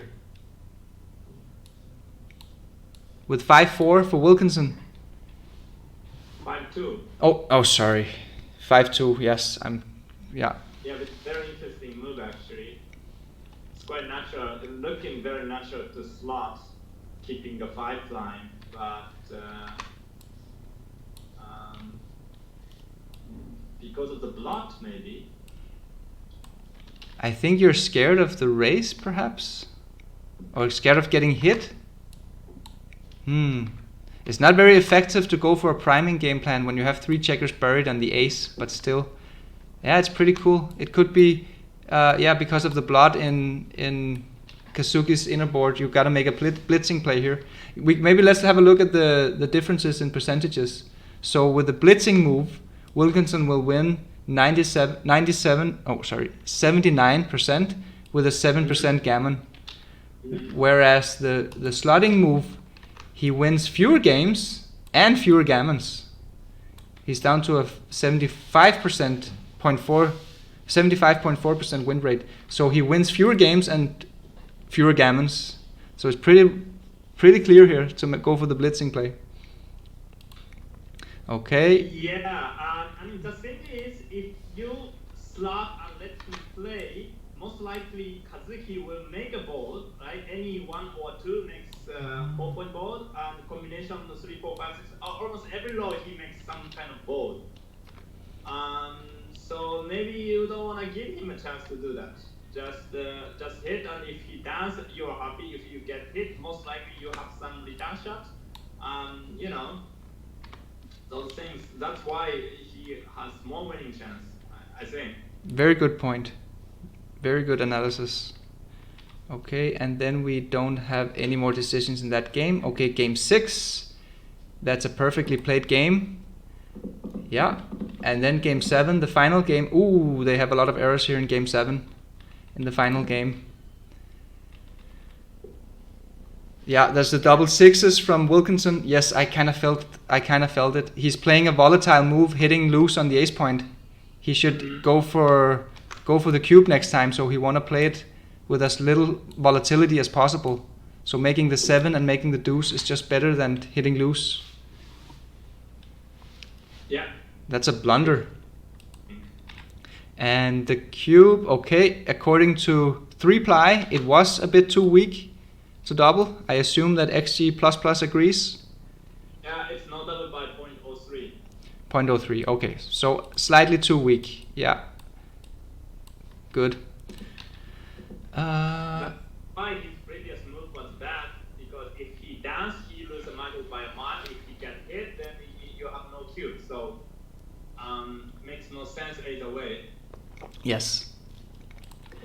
Okay, then we have a 6-4, small error from Wilkinson, fair enough. And then the double 3s, yes, this is the move Falafel was also commenting about. He thought the 3-point looked too deep, but as we see here, the 3-point is the right idea. The problem was that he hit on the 17-point rather than hitting on the 10-point, which would give him another builder for the blitz. I think Gas Owen commented on this one in the comment section. Yeah. Okay, plus says making a 10 and a hit on 17 is the best play. Ah, good. Making a 3 and hitting a 10 is second best, and effectively it's a tie. Okay. Okay. This plays back by 64. Okay, 3ply also says it's a tie. It basically just switches off. Yeah. So Falafel sees the position as XG++, not 3ply.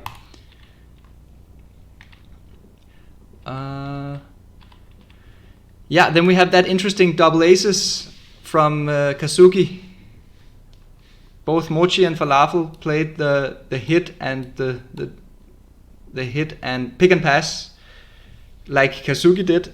And according to 1ply, it's a mistake. What does XG++ say here? It's a mistake by 18. Okay, so it gets smaller. Fair enough. That's like switching from 6 to 4. That's the best play? Yeah. Ah, okay. Yeah, 1ply. With 1ply, it comes in as a second. But cool. That's a cool play. I don't know. Really difficult. Then we have a 5-4 for Kazuki. Yeah, he made the slotting move. It was a blunder. It was a blunder. He should have come down with 2. Well, I like his play because at least it's pretty, but maybe it's too many shots. Usually, I think it's better to have builders and a blot in the outfield rather than to have all the solid structure but leave a direct shot in the inner board. So it kind of goes into something familiar here. And he also has no cover. Actually, if he wants to cover, then he has to play one of the points. Exactly, it's more flexible. Yeah. Okay, then we have a 5-3 for Kazuki. That was tricky. Wow. I wouldn't find this one. It's too difficult. Which one does XG Plus like? Because one ply likes 17 to 9. Yeah, 17 to 9 is the best, and 8-5, 17, 12 is the second best, but Yeah. which is tied. Yeah. Okay, XG one ply is good here. How big was the error? Basically, all 3 plays are tied, except making an 8 point. But basically, Extreme Gamma wants to minimize the shots. Don't want to give too many shots. Yeah. And it wants to keep the anchor on the 20 point also, right?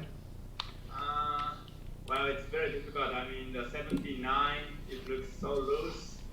Giving a 6, giving a 7, giving an 8, giving a... Yeah. What? Oh. Cool move. It's based so loose, so... Oh, that was a big blunder with 4-3 for Wilkinson.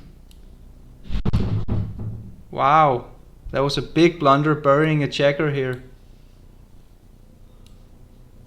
He should just come down with 2.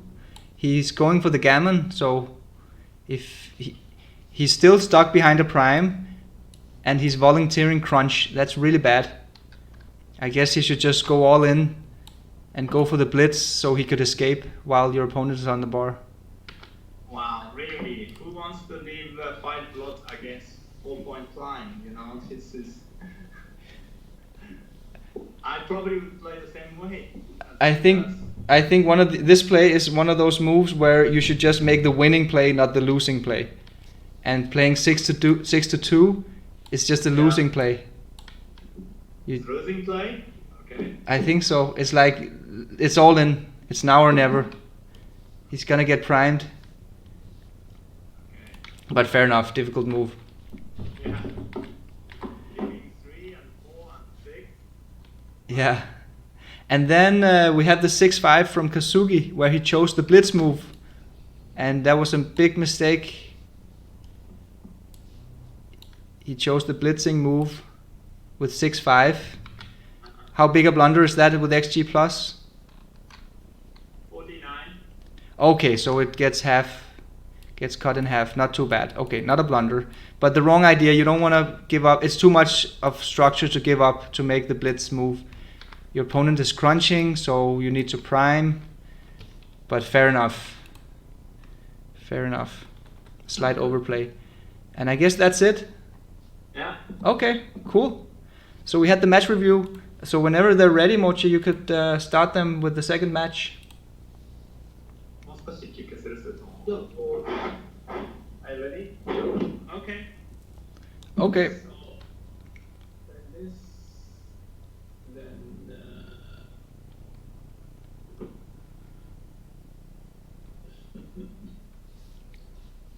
yeah, start again. Yeah. Is it your son, Mochi, sitting on with Kazuki? Yeah. Cool Yes, guy. my son.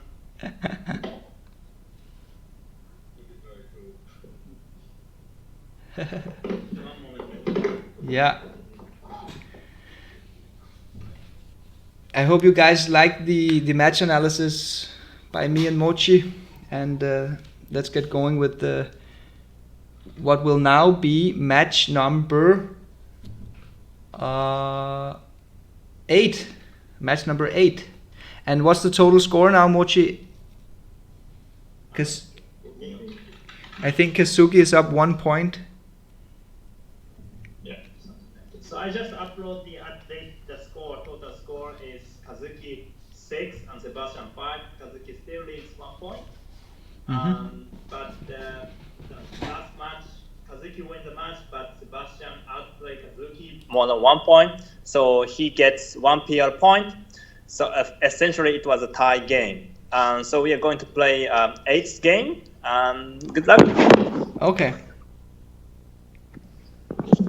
Okay. Are you ready? Yeah, I'll make it. And we're ready now for... Oh, we just see...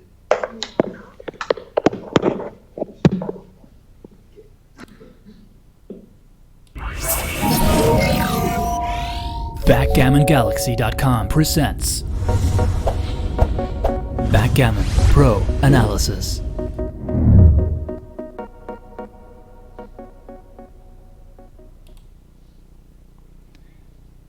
Okay, and the players are ready, I think. Wilkinson improved his PR with this match, and Kazuki's PR got worsened a bit. I think they're ready to start now.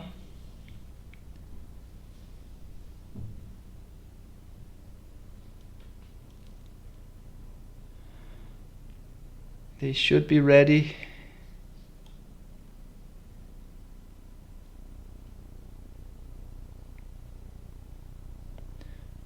And we just need one of the players to accept. I think it's Kazuki. They're smiling. I think it's because of Mochi's son was...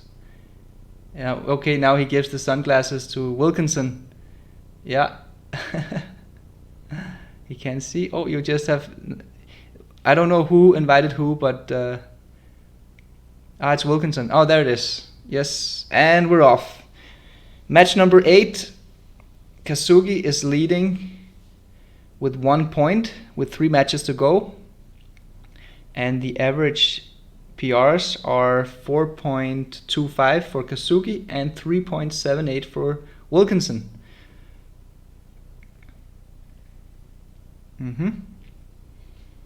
I hope we can get Mochi back in the commentator role as soon as possible. Good roll, double aces for Kazuki.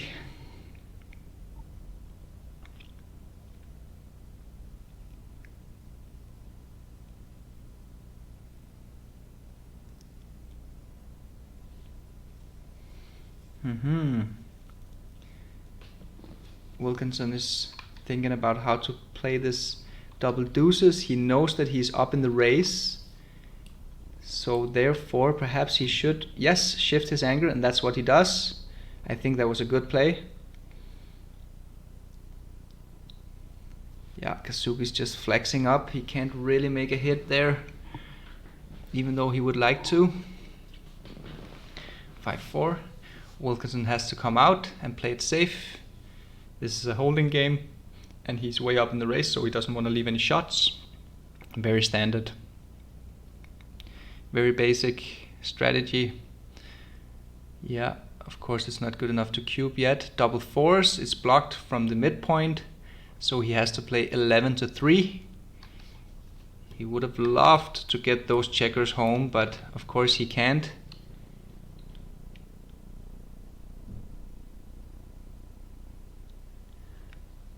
And 4-1. So this is more or less the first real decision, I think, in this game. And Kazuki is thinking about, should I come up with my goalkeeper or should I just stay back and maximize contact? He opts for coming up. I think it's a good idea because first of all, the ace is very efficient to play from 5 to 4. And he doesn't really have the timing to have that goalkeeper. He needs to preserve mobility, not to have a collapsed front position. And this checker, spare checker here on the 20 point is really good since it jumps out and preserves all the mobility you need. So I think he made the right idea, the right play. Wilkinson is considering cubing. I think it's too weak. Yeah, and he decides not to cube. Even though he has a big race lead, there's just too much contact here. If these checkers were on the 13 point, yes, easy cube. On the 14 point, perhaps a cube. But here on the 16 point, there's simply too much contact, and correctly opts for not cubing yet. 4-3. Okay, so he doesn't want to leave any shots, obviously. He's a little bit sad about giving up some valuable spare checkers, but you don't want to leave any shots in a mutual holding game. Wow, double fives. And there it is. Now we're going to see the cube. And I think actually it's a pass. The race is simply too much. Yeah, he quickly passes. No need to think about it. Kazuki knows his holding games, and he sees that this is an easy pass. Okay, Terje Pedersen is saying hi. Hey Terje. And Jana Borer says hi. Jason Champion says hi all. What's up, people? If you're just tuning in, this is the match number 8 in the Mochi challenge between Wilkinson and Kazuki. And Kazuki is leading with 1 point in the total score. So Wilkinson really needs to get some points here. You score points by either winning the match or by outplaying the opponent with a PR of either half a point if you were the winner or a full PR point if you were the loser. So Kazuki has a 4-3 to play. I think he's gonna come up making the anger on the 20 point, the golden point.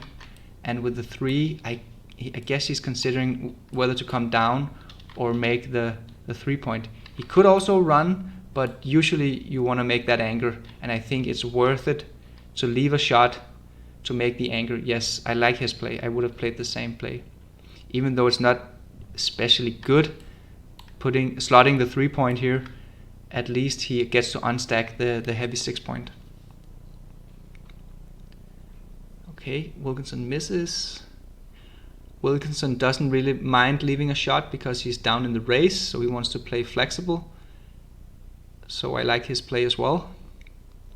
6-5, that's a bad roll. Yeah, maybe it's not a bad roll per se, but it wasn't really good. He exposes himself here. He was quite fast to come out with both. I think it's a good play because there's a strong 2 and 3 duplication here, because the same numbers that hit in the outfield are the ones that hit in the inner board. So I think it was a good play, probably. He could have also just played two checkers down and keep the 20 point, but he opted for running. 3-2. That looks pretty basic to me.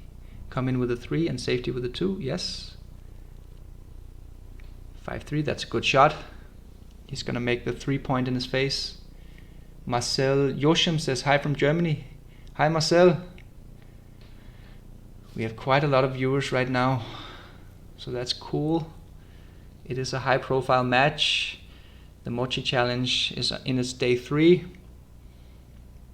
We've seen lots of cool positions. I think everyone who has 4-3, that's a hit. Good move. I think everyone who's been following this Mochi challenge intensively and watching the matches and listen to the commentary, there's really been a lot of valuable lessons in this challenge so far. We've seen tons of cool positions and many interesting mistakes that we all can learn from. Okay, Wilkinson has a decision to make here. I think we can rule out hitting on the deuce point. You don't want to use your last spare checker, and you don't want to make a loose blitzing move when you don't have enough blitz ammunition. So I don't think he's going to make that play. That leaves us with coming in on the 4 and playing safe. That's the natural looking play in my eyes. What else does he have? He could come in on the 4, play a spare checker up to the 20. I guess he is considering making the hit then, because otherwise I don't really see what it is that he's thinking about. I hope he doesn't hit on the deuce point. I think it's a mistake, because you don't want to make blitzing moves when you don't have a blitz position. He has way too many checkers stuck over here, and he has a way too long race, and he's lacking ammunition. I'm not really sure what it is that he's thinking so much about here. Is there something I'm missing? You can help me in the chat if there's something I'm missing.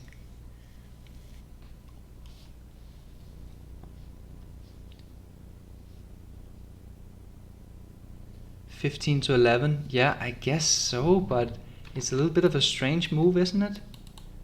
Oh, this move, 15 to 11.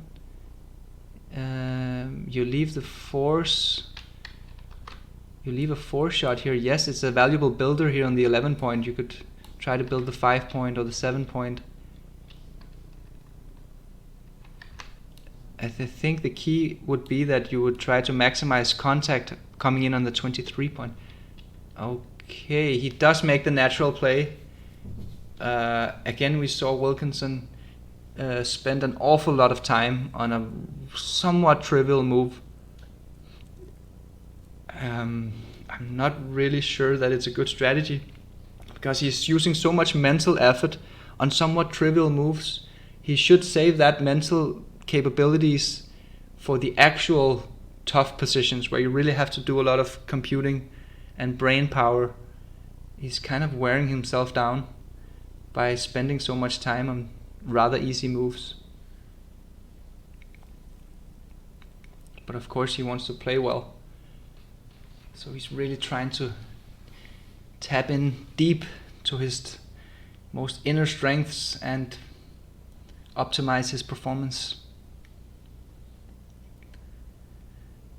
5-4. Yeah, the 5 plays well from 13 to 8, but what about the 4? And he kind of wanna activate those back checkers. Too much hanging with 4 back checkers there, so perhaps he's considering coming out and making the 16 point, which I kind of like, actually. I kind of like that move. It's more positional sound. The 5 also plays well to come out with 21 to 16, but the problem is that then you don't have a 4 to play. If you could play 2 5s, you would just come down and come out, but of course that's not an option. So I guess what you have left is either slotting the 4 point or making the 16 point. I think I go for the 16 point, but slotting the 4 point is probably also fine.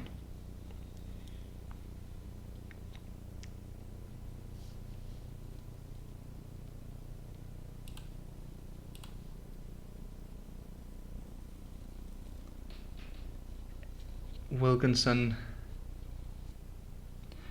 is again spending so much of his time bank. We could call him Sebastian Time Bank Wilkinson, but I think the problem is that he's kind of struggling. Okay, he makes this play. It's a bit too loose for my taste. The race is not that far off, so he's giving up way too much race equity here, and he's going to lose initiative. I do not like that move. Please let me know in the comment section if you disagree, but it's not my style of move, this one. I don't see any reasons to playing the 5 from 21 to 16 when you could have played 9 to 4. Yeah, I think it was a mistake. 4-3. Now he has a decision. Do you really want to break your 8 point to make that loose hit? Sorry, he could hit, of course, with the spare checker on the midpoint. Much better. Not really a decision then. 2-1 for Kazuki. Yeah. Okay. Kazuki is now considering to come out with the distraction split on the 18 point. I think it's the right idea, because you don't want to get pointed on the 5 point. And furthermore, if you come out on the 18 point, you place yourself in front of 2 strip points that Wilkinson really doesn't want to give up. I think he's going to make the... Really? No. I don't like that move at all. I don't think that's the right idea to slot. He's playing a back game strategy when this isn't a back game. It's still a front game, you know. They're battling for the outfield and for the race. I didn't like that play at all. If anyone has an XG evaluation of that 2-1.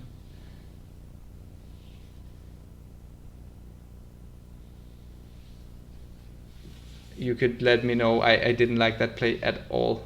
I thought he had a very reasonable move by coming in on the 24 and going out to the 18 point. I mean, you open yourself up. If you get hit with that ace, you all of a sudden you're down in the race. It could be a blunder, actually. Okay, 5-3 for Wilkinson. Haha. Oh, what's that? Kazuki, he's pretty nonchalant, just scrolling through other windows in the middle of the... Oh, Mochi's calling. Hey, Mochi. Hey. Hey, nice to have you back. Yep, thank you. Okay. I just criticized Kazuki. I don't know if you saw it, but Kazuki... No, I didn't see it. Okay. He just made a move I didn't like. But let's see. Okay, so it's kind of a... It's not really a back game. It's more of a... They're still battling for the outfield. Oh, double aces for Wilkinson here. He's spending his time bank now. So his time says 1520, 1590, 18, 17, 16. Just so you know, Mochi, where I am. Oh, he makes the shifting from 6 to 5. Yeah, it's a cool move. Did you like that move, Mochi? The shifting play? It's very difficult. What can I say? You know? No, I don't like it, to be honest.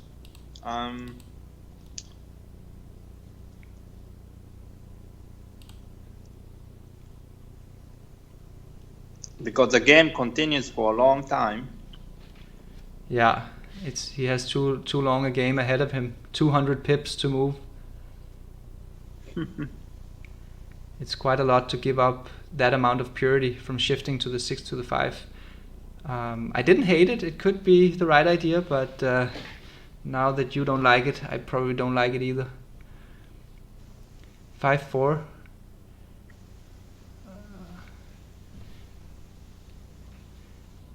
I guess you just come out here. It's... I think you want to keep your spare checker on the midpoint. It's too deep to playing 13 to 8.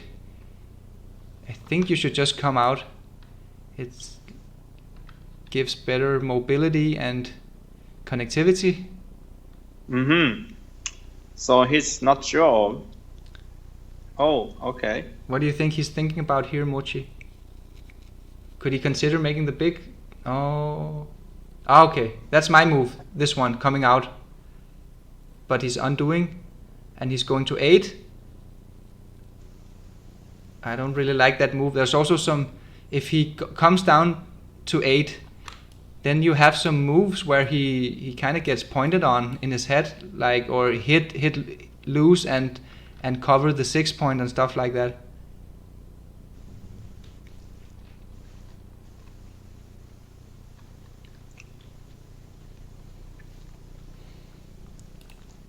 Gas Owen says, asking that perhaps they're trying to butcher each other's PR by making games complicated.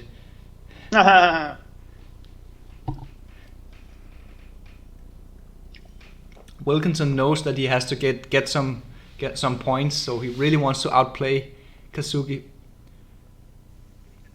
But now it's Kazuki who's taking his time.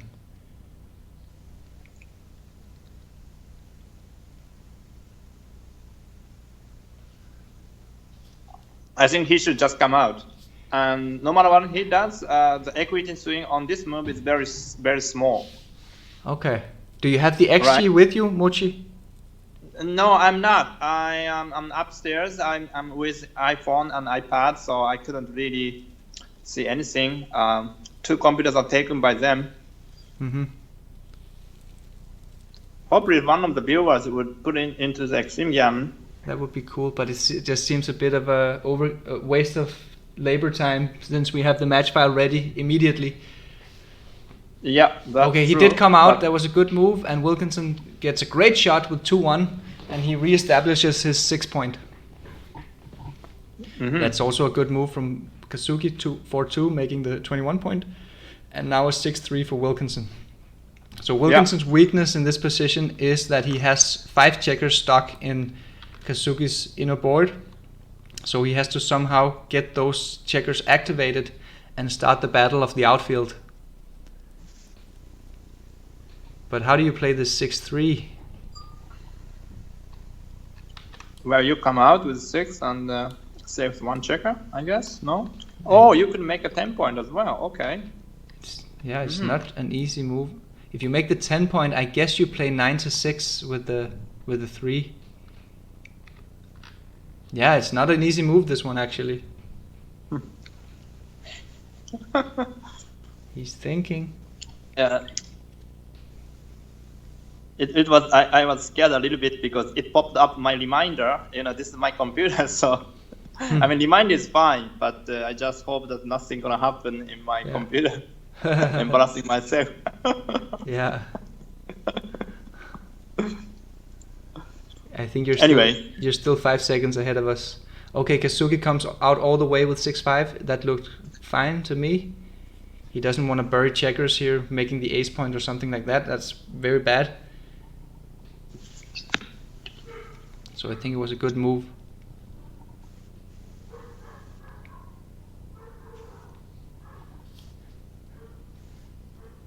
(4-1) for Kazuki. He doesn't want to get hit, right? So he should probably just play it safe. He could make the 12 point, but then you would have to play 6-2. I think you just played like that from 12 to 7, right? Yeah, he will play safe, I think. And now we're gonna see the back checkers get activated from Wilkinson. I don't really see any other options than coming out with 21-15 and playing 22-20. But let's see what he finds. Well, yeah. Do you see any other? Yeah, he could have left here?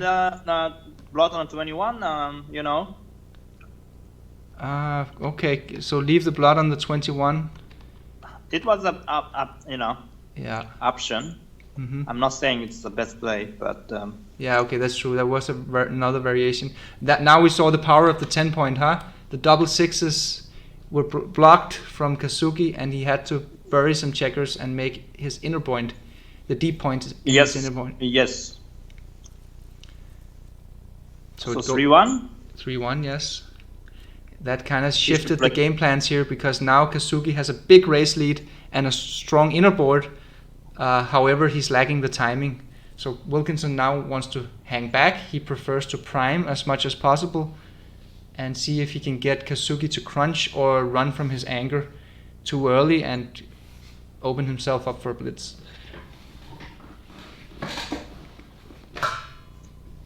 So how do you play this 3-1, Mochi? I would go to 11 points, leaving only 5 on 4-3. There's no reason to leave a direct shot. 5-4. Especially when you still have the spare checker on the midpoint. If it was a strict midpoint, perhaps you would leave a shot there, but not in this case. Yeah. No, the point is, if you want to come out to 20 points, you can come out almost any time. There's no blockage. So, 3-2 for Wilkinson. Yeah, I would play 11-6, I think. Really? It could come out now? Yeah, I know. But it's probably okay too. Yeah, he does come out. It seems to be that Wilkinson's style. He likes the purer plays. So it's consistent with his playing style, I think. Yeah, but the thing is that Blue has a lot of slip point. So why you want to give him a shot? I don't know.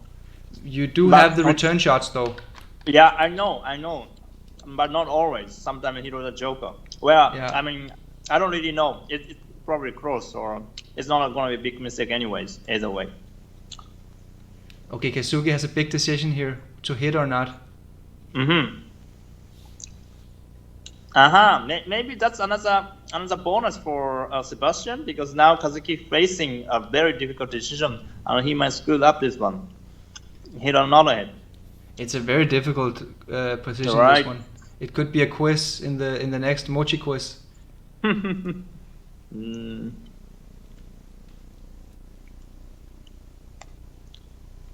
If he chose not to hit, then he has no timing. Very next throw, he would be in trouble. So perhaps now is the time. difficult. How many shots does he leave Yeah, if he hits? yeah. That was my exact thinking. So every fours plus 3-2 and 3-6 and many. Almost every number that enters. Yeah. Except like 5-1.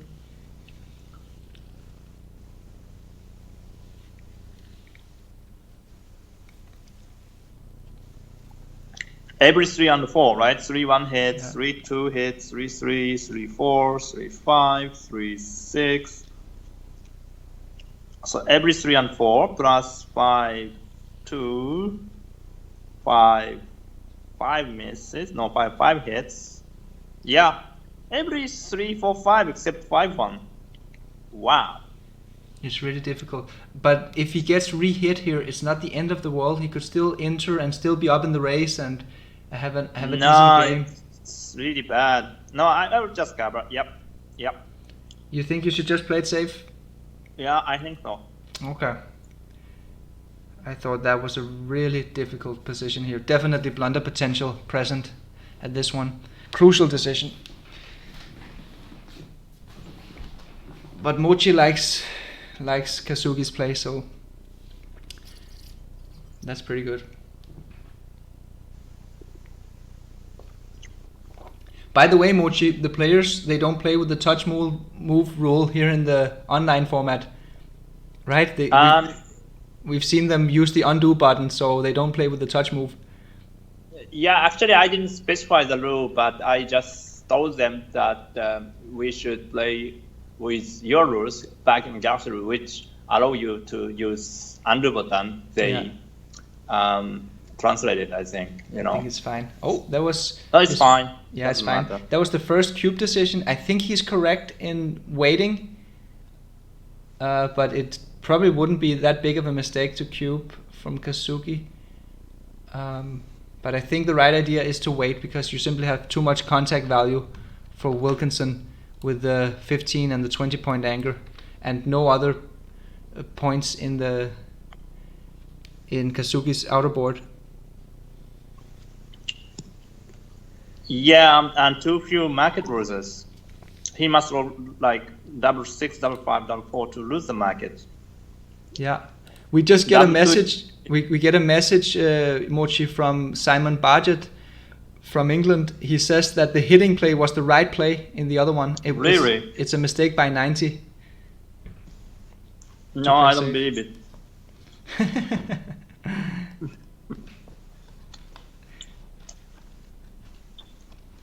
No, people make a mistake. People enter wrong position, and It could be. I don't believe until I see it. But yeah, most likely he's right. Well, anyway, then I made a blunder. Wilkinson is thinking here. Okay, so he has 3 decent 5s, but then the 4th one is the problem because you don't want to bury another checker on the ace point. But that's the only way he could maintain both of his angers. So is he considering leaving his 20 point with 1 checker and playing a 1 checker holding game from the 20 point to preserve his timing? Is that what he's thinking here? Well, you know what? I'm gonna ask them, but maybe Wilkinson sticks to the untouch move rules, while Kazuki is not. Then it's not fair. Huh. I think we've seen the undo button from both players. Oh, okay. Then it's fine. Yeah. What do you think about this double 5, Mochi? Is it a viable option to run with one of the back checkers from the 20 point and play this? I wouldn't bury a check on the ace point. I would not. I would not do that. It leaves double shot, which is too much. I mean, if we're gonna go to the ace point, then we also go to deuce point. Yeah. So end up we have a double slot, and so it's not my option. And you don't have a timing anyway. And very next row you have to move one of the checkers. So either breaking from 15 or 20. I don't think you want to break from 15. I think it's a better move to break from the 20. Okay. Then do it. I think you should as well, because he already buried a lot of checkers, so he doesn't have the blitz ammunition, and you could play this phantom holding game here, and it's the only way to preserve both contact from both the 20 and the 15 point. I don't think you want to leave the 15 point, because it actually hurts a lot to get hit by the 3s. That's not a phantom holding game point. And double 3 is like huge swing. Jad Abdallah says, I don't see why he should break the 20 point. The problem is, Jad, that his alternative is burying checkers. That's the problem. So he's and then he has to break something next turn anyway. You don't want to bury your checkers here. You want to preserve flexibility and timing. And no, his question might be, why not breaking a 15? I like his play. We haven't seen it yet. We haven't seen it. Let's see what he comes up with. And there it is. I like it as well. Okay, Running 5 seconds. Yeah.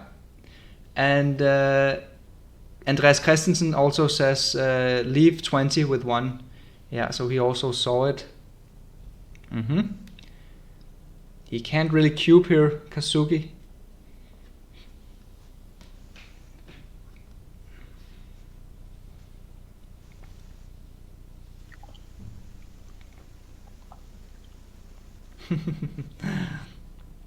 Yeah. Yeah, another double 5. Wilkinson. Sebastian was smiling. Yeah, I guess it's just one of those. Another difficult decision. I guess he has to bury some checkers now, right? Because you don't want to run from the 20 point, of course. And then you had to give up your. Yeah. Then otherwise you would have to give up the 15 point, but it kind of sucks to get hit. Kazuki would clear his point with a hit. But you really don't want to play checkers deep any. Yeah. Okay. It's really bad actually, because he has to crunch his 6 point. Okay. No, I think he has to run then. He has to give up something here. Yeah. So what do you give up? Do you leave one check? Do you leave one checker like this, or do you play both of them? Maybe I leave one checker on the 10 point. 15. I mean. Yeah, he does get some direct shots here on 6-1, 6-2, 6-4, 6-5, double 6. No, not double 6. And 6-3 as well, even. So perhaps for that tactical reason, it was a good play to leave the blood. He does get the direct shot with all the 6s. Aha! Cube from Kazuki. And an easy take, very easy take. Do you like that cube, Mochi, from Kazuki?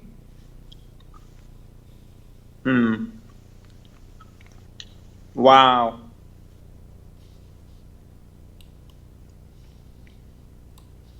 It does have some volatility. Yes, he destroyed him immediately with the double 5s, but was it a good cube from Kazuki, you think?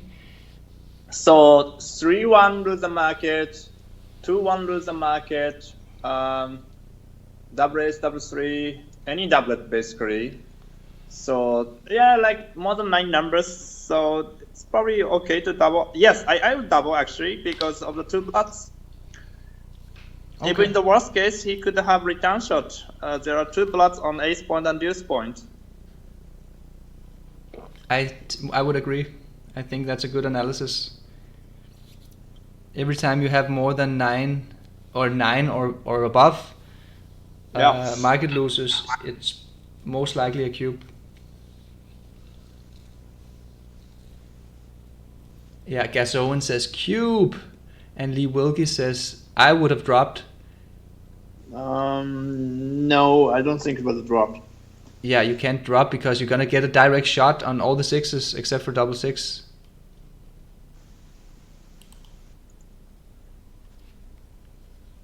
Tim Cross says he didn't like the 2-2 play, but probably not a big deal. I think I assume that you mean the Barov double 2, Tim, where he took checkers off aggressively. I kind of liked it, but I wasn't really paying attention. Wow, a double deuces here for Wilkinson. Strong roll. 6-1 for Kazuki. He comes out. Wilkinson is now thinking. Does look like a cube to me, this one. I think this is a pretty standard middle game cube, isn't it, Mochi? Easy take zone. Easy take though, But- that's true. Yeah, it's probably a double. He's down 1-2. He improved the board a lot. The race is even. Blue has nothing. Yeah, there it is. Oh, he passes. Really? Oh no! That's too He weak. dropped? No, I don't think so. Yeah, it's a take, isn't it? Yeah, I would take it for sure. It's such a long you're game. not on the bar. He has only 2-point board. You are not even get hit. Yeah, I would have taken as well. It's a long game ahead of us. A lot of pips to be moved. Yep. Can anybody put in extreme gammon so that we could see the result? I think I we believe have that- some fact checkers. Like before, it was Simon Bargett who wrote. It was a big cube. He says good. And let's see if he also tells us if it was a take or pass. Yeah, the cube was big. Yes, very easy middle game cube, in my opinion. No, I think the Simon refollowing the game before. Yeah, you're probably right. Yeah. Okay, so that was a big cube. Anyway, we have 3-2 here. Good. Interesting. It's interesting too. You can make a 22 or you can hit loose. Or you can make the 11. Make it 11. Yeah, you have 3 choices. But probably 11 is out. Usually 22 is more than 11, but okay, he chose the head. Did you like the hit, Mochi? It kind of makes sense. He has better board, and you see a blot on the 10 point.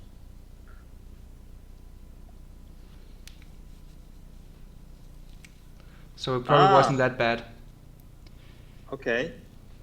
Simon Bargett says easy take. But I'm still not sure if he's talking about the game before that or not. So not really useful information. He needs to play it safe here, right? Is he considering Yeah. making the 10 point? I guess so. I'm sure. But that must be too big, isn't it? Well, maybe not. There is quite of a structural improvement to make the 10 point, but you give up your midpoint and you leave 11 shots. Yeah, I think No, I would I'm have not played safe. sure but- actually. You I'm like this sure. play? What you gonna lower in the next sequence? Say you play 10-7 and white plays something. Now blue has to play something. Yeah, Maybe it's okay to make a 10 point. I wasn't sure actually.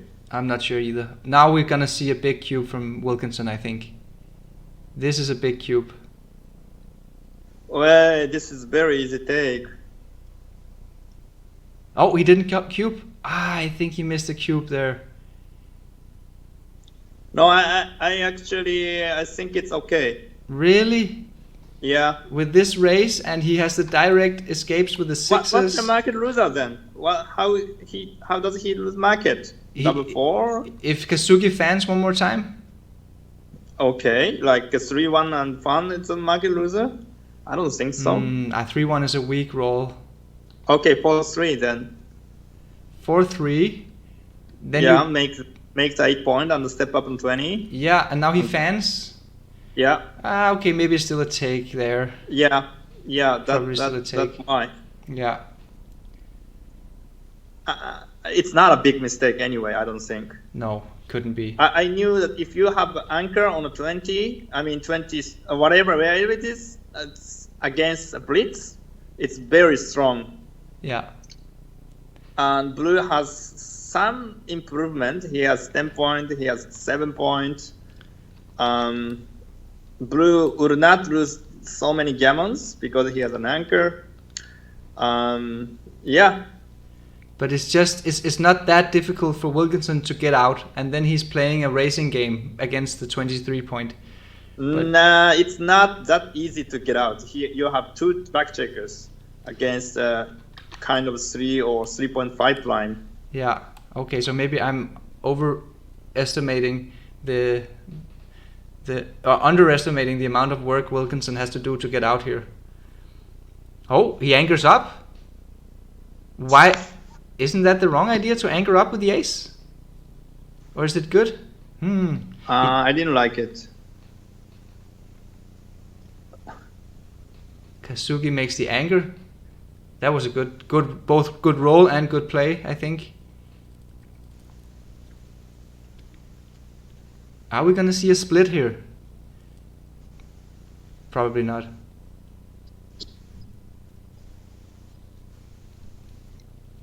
The cool thing about playing the ace with 23 to 23 to 22 is that now both checkers can escape directly with the 6. Yep. But it's kind of stiff to be on an anchor when you're trying to get the hell out of there.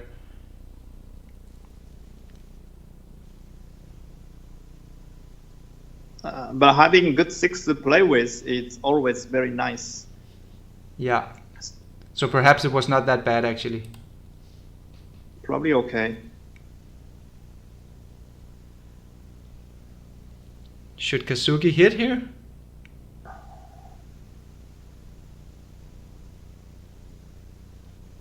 Or should he just come all the way out with the back checker? I think he should. I think he should just hit and go. Yeah, after the But hit. putting back star checker is very important. And even if you get hit, he has to collect 8 points, and blue has return shot, which is a huge. Yeah, there's a big gain from going from 2 to 3 back checkers trapped. And the race would be equalized if he makes the hit. Right. Yeah, this scenario I played. I mean, Kazuki would get hit with any deuce anyway, and Wilkinson will leave any 6. So 6 and deuce he gave. It's probably too much. It's not an easy decision, this one. Oh, wow. He took like 1 second. He ran all the way. Yeah, I mean, I felt this was a very difficult decision. Wow, double 6s.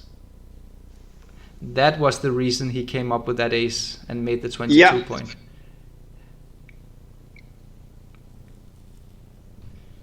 No, I mean, that was the reason why I wanted to hit.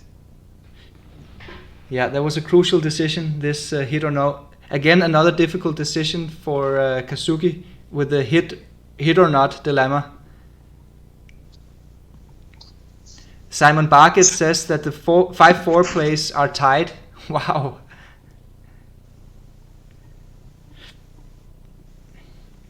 And the cube was quite a fast take from Kazuki. Was it that easy just to take this cube? No, it wasn't that easy. But at this score, there's no gammon. It's probably easier to take the money. And Wilkinson has 10 points to clear and midpoint. So it's probably okay. Yeah, the problem was the race though. He was down almost 40 pips, right? Yeah, but still he has to clear 10 points on midpoint. Yeah. And he had a stripped 6 point and 6 checkers behind his anchor, which leaves him with the... So the race goes both ways because he gets more race value, but it also increases the contact value from Kazuki because he has better timing. And Wilkinson has lower flexibility. No, the point is, so if you reach enough pips, like 25 pips, you don't need to lead more than that. You know, the gaining 1 more pip after 25 is not that much, but you lose more timing, so that you are more likely to leave a direct shot or indirect shot. So Yeah. 37 pips up was probably more than enough.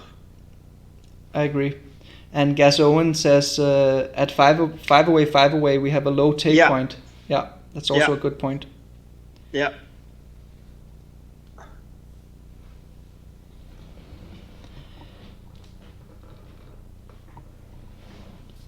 For example, here, it is still a take if we have the double here. Okay. Yeah, I would have a hard time finding the right play if this was cubed. I think it would be very difficult whether it was a take or a pass, but at least it's still in the take range, you know. Even if it was a pass, it wouldn't be too much. He still have a good game going on. Okay, Simon Bargett says that XG++ says tiny pass. So it seems that this whole holding game cube, it was a tiny pass. Do you accept that? That? Yeah, I can see that. Yeah, the race was a bit too much. Aha, he leaves a shot. He leaves a shot, so I guess you should just clear from the rear, right? Yeah, like he does. And Kazuki hits. That's a big one. This is actually a very big hit for the whole challenge as well, because if Kazuki wins this match, then he's really in as a big favorite to win the whole challenge. This was a great shot. Wow. Meanwhile, look at the time bank. Aha, Sebastian has only 4 minutes. He's really spending a lot of time. Lot of game going on. Kazuki is thinking about whether it's too good or 508. not. Yeah. Yeah, I guess it's not too good, right? I think it's fine to just cash it, or what? What do you think, Mochi? I would have cashed. Basically, Kazuki needs to roll a deuce or 6-5 to be in the safe mode. Everything else, he leaves some shots. And the gammon chance is quite slim anyway. Yeah. So I wouldn't take a chance. Yeah. I don't think it would be a big mistake to take a roll. No, But I would argue for the pass, for the cash as well.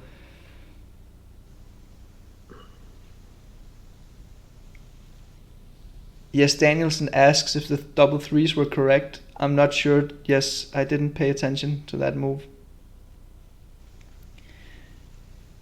And I have to give a big thanks to Simon Bargett, because he's putting in a lot of these difficult decisions into his XG and serving us the answers. So that's cool. Thanks, Simon. That's great. Thank you. Big double five from Wilkinson here. Wow, what a roll. Yeah. And it looks natural to point on the 3-point and come out. And are we going to see a cube here? Yes. Very easy cube. Oh. Even though the race is close, I think he has to give this one up. What do you think, Mochi? Yeah. I agree with you. Because of the score. Yeah, there's too much blitz value in this one. He doesn't have the anger. Yeah, and he does give up the point. I think it's fine. And now Wilkinson is at the very dangerous 4-away position, just like we had it in the last game, or in the last match. Now, actually, Kazuki is a 3-away, so of course no double. Oh, you're a bit ahead of us, Mochi. He just played the double fives now, and there's the fan. Wow. Yeah, of course he's not gonna double here. He's gonna. Yeah, no. Momentarily, I was excited because I thought Kazuki was 4-away, but of course not. But it is a quite strong cube if the match was at an even score, though, because he has one more checker in the zone compared to the opening game, and back checker split. What about now? It's a narrow doubling window in the gap. Oh, he played that one fast. Was he playing for too good, or do you think he was now playing? Now it's too good. It's too good. But what about before, Mochi? What do you think he played for too good, or? I wasn't sure. It wasn't too good. I don't think. I mean, you have only 3-point board. It's not even slotted. Yeah. You're not sure that if you could hit him. And he had Even another. if you hit and you hit back, are you sure that you can cash? Probably not. He So he has some cube decisions here, Kazuki. The roll before was also a cube decision, and this one as well. This is also a cube decision. But now I would probably lean towards the take for Wilkinson because there's a lot of checkers that has to be played all the way back. But I'm not sure because he's completely underdeveloped. He's super weak in his own front position. So the doubling window is very narrow. It's very close between being a no double take and being too good to double pass. So Kazuki is practical. He just rolls the dice. But there's a great likelihood that at somewhere along the line Kazuki has missed a cube here.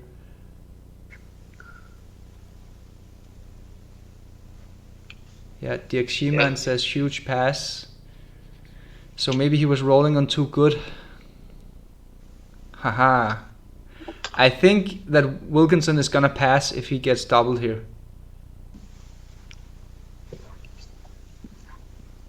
But is it a double? What do you think, Mochi? This is complicated.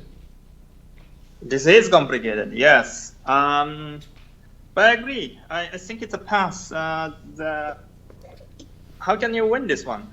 I mean, you have 3 checkers back. Blue has a nice solid pop line. It's too difficult to develop your board because Blue has a 5-point board. If you get hit, you're dead, right? Mm-hmm. So it's a big pass, I guess, no? I think so, yes. So what about from Kazuki's point of view? Will he play on here or should he just double and take the 1 point? There's not a lot of gain from going to 3 away to 2 away. So perhaps you want to win the gammon and try to get to Crawford. Right. Okay. What's gonna happen here? Say hero like 5-1. Well, many good numbers actually. He has many good numbers because he can also make the 8 or 7 point. That's also fine. Yeah. Then most likely you can cash next time anyway. Yeah. Like the 6-1 is a bad number. 3-4 is fine. 3-4 most likely you can cash. Maybe not. I don't know. And 12 numbers to hit, which just hugely wins the gammons a lot of the time. I think it's too good actually. We agreed that it's a big pass and he has 12 hitters for gammon and most of the rest of the numbers play somewhat well. Very few awkward numbers. So 6-1 was an awkward one. Anyone else? How about roll like 3-4? 3-4, yes. Make 9 and make 21, then he roll maybe like making a 3-point. I don't think you're gonna anger up with the 3. Okay. If you play the back checker, I think you play it to the 20 point. But my point is, would you cash next roll after 3-4? So whatever you make with 3-4, and say Sebastian makes 3 point with some number. Is it like a double pass or it's double take or no double? Yeah. I mean, so 3-4 is not a great number. Yeah. Okay, he played on too good. Okay, he played on. I like that decision. Uh-huh. I think it was a good play. Oh, I didn't like to come out. This.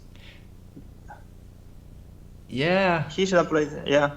It seems a little bit awkward. But it's not a big deal. No, not a big deal. I guess you should just make the midpoint. Yep. Or should make the midpoint. Tidy up. Not lots. I think he's considering coming out with a back checker instead. No. It's not necessary.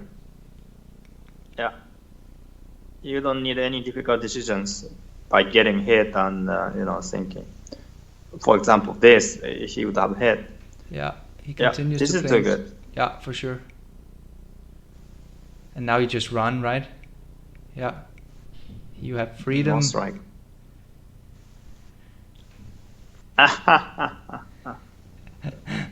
Another hit or not decision, but this time it's for Sebastian. Yeah, but this is no hit, I guess. I think so. If you hit, it's like just spreading up your legs and say, "Come and take me."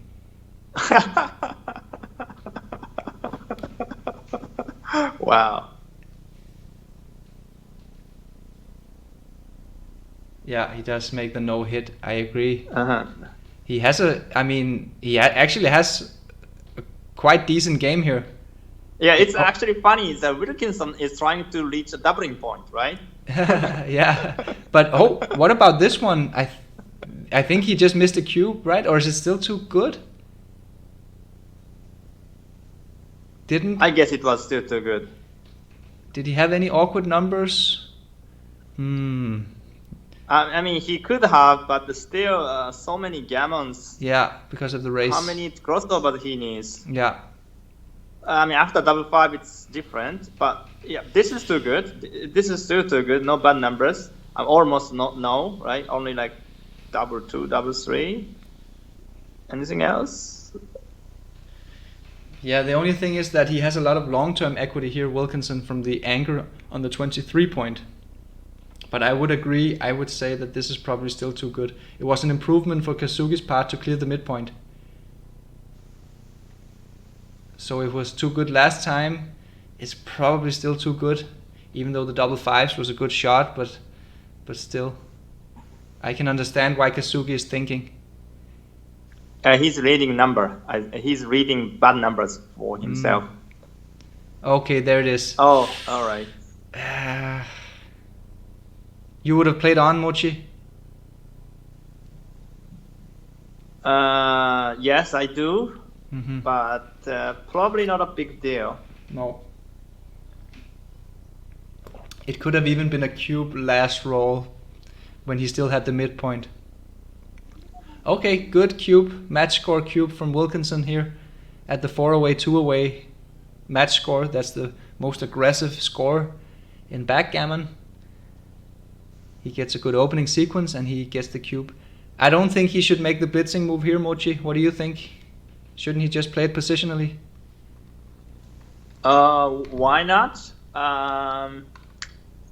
There is a blood on 14 and you have better board and it's 2 away, 4 away. So then you play 13-9 with the 4? Yeah, I would hit on the ace point for sure. Then think about the 4 and probably 39. Yeah, okay, actually I like that move now after I just thought a little bit about it. First I thought it was too... Yeah, he does make that move. Cool. First I thought it was too thin. Not enough blitz potential. Yeah, that's true. It is same, that's true. But this score might just justify a play like that. This is a decision here. I guess so. You don't want to make the double hit and leave a direct shot, right? No. And now he should probably just play safe, I think. Yeah.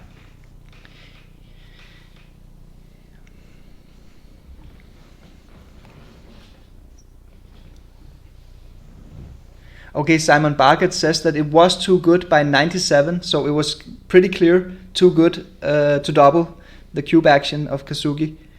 So that was a blunder there. Yeah. But very, very difficult decisions for Kazuki.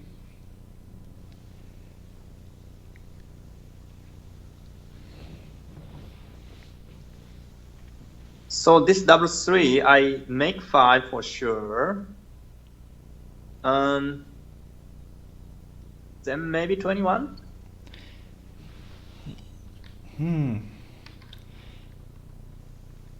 What about the blitzing play? 8-2 at this score? No, I don't think so. You have only 7 men in the zone and you have 4 checkers back. I think it's still premature to do this. I agree. Even at this score. So you make the 5 and okay, he makes this splitting move. Yeah, maybe I like it. Okay. I'm not sure. This is a good option, at least. Yeah, there's a lot of fly shots now. That was the problem actually, but it is an action move, and Wilkinson wants to make action moves now at this score. He's trying to go for the gammon. That was a big miss. He really wanted to make the hit there. He could still hit. He could make the banana split with 4 to deuce, but that's not what he wants to do.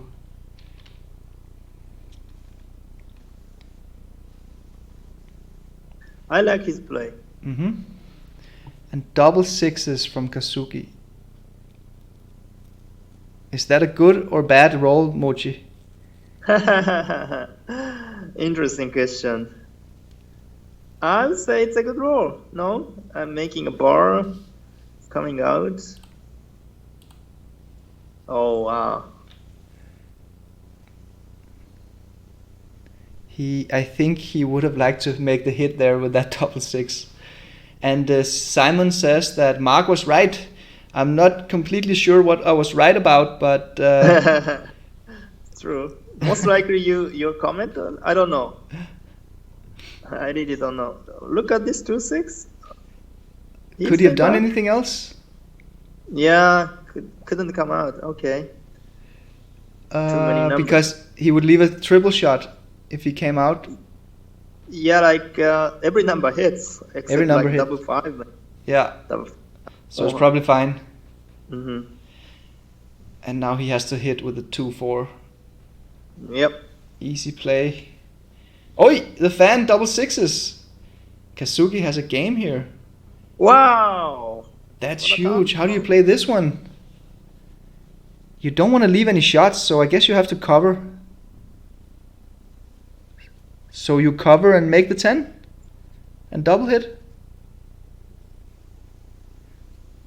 Ah, Simon says that I was right with the double threes, that you do have to make the blitz with 8 to 2. With the double threes earlier for Wilkinson. Larry.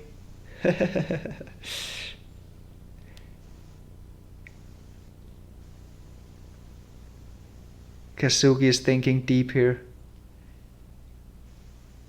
So you make the 10 because, or at least you play one of them down to make the double hit. Yeah. That's mandatory. So you make the hit. I think you just make the 10 and the deuce. Not leave any shots.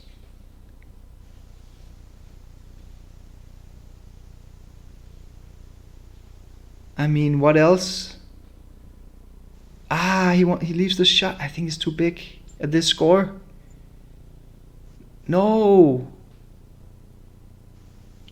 He's looking. Yeah, he's looking. I think that's the play.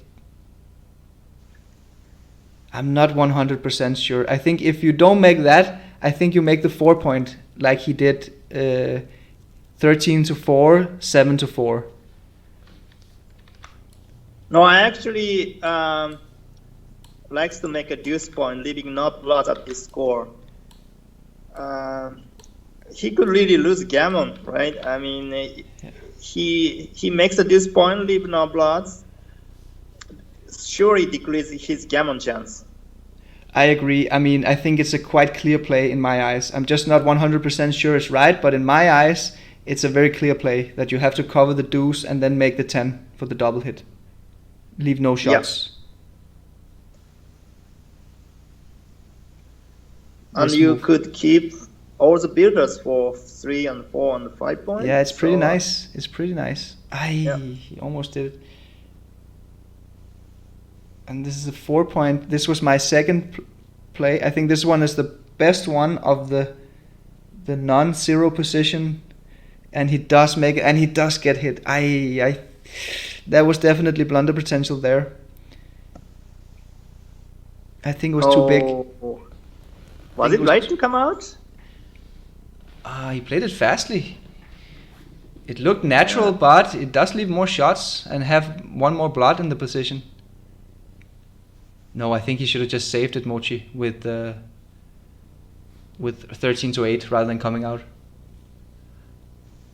Or was it 2-6 or 3-5? I don't remember. But yeah, coming down and safetying a blood rather than coming out. It was 3-5. Okay.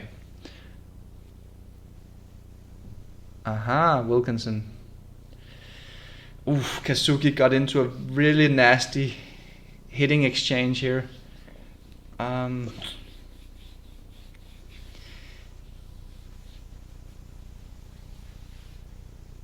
Yeah, everyone who was voting for my play, making the 10 and covering the deuce, please give me a heart in the Facebook. And everyone who liked Kazuki's play, please give me an angry face. Let's see. Okay, so Wilkinson doesn't have much time left. He just has 1 minute and 40 seconds left. He needs to come up with a play here. But it's a big decision, of course. Oh yeah, he has only 1 minute left? Yeah, Oh, he has to come up with a play. 3-4. Do you just go all in and make the hit here? Give up the 7 point? Or is it too much? You're gonna leave a lot of shots anyway, though. Yeah. What else can you do? You leave a double shot anyway.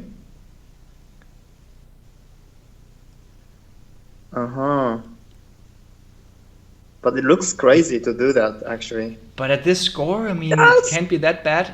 Wow, 6-5. He does. I like his play, the hitting play. Do you think it's too much? I thought it was too much. 6-5, great number. 2-3. Wow.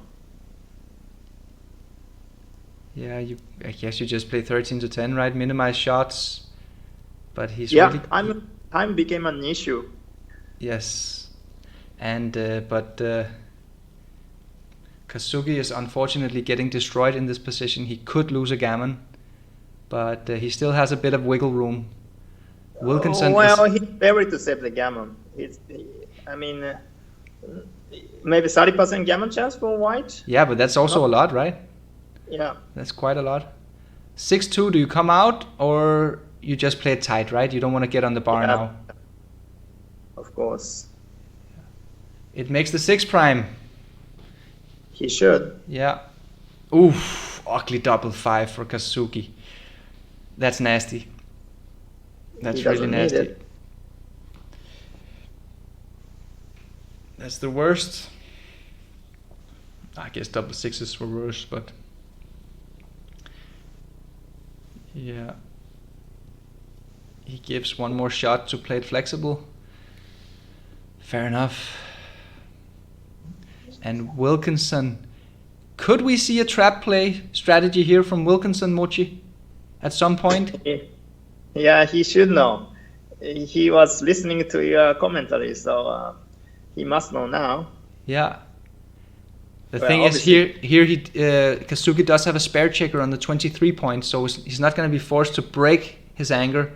So perhaps for that reason, the trap play is going to be difficult to pull off. Oh, that's a bit ugly. How about this one? Yeah. Is there any room for trap?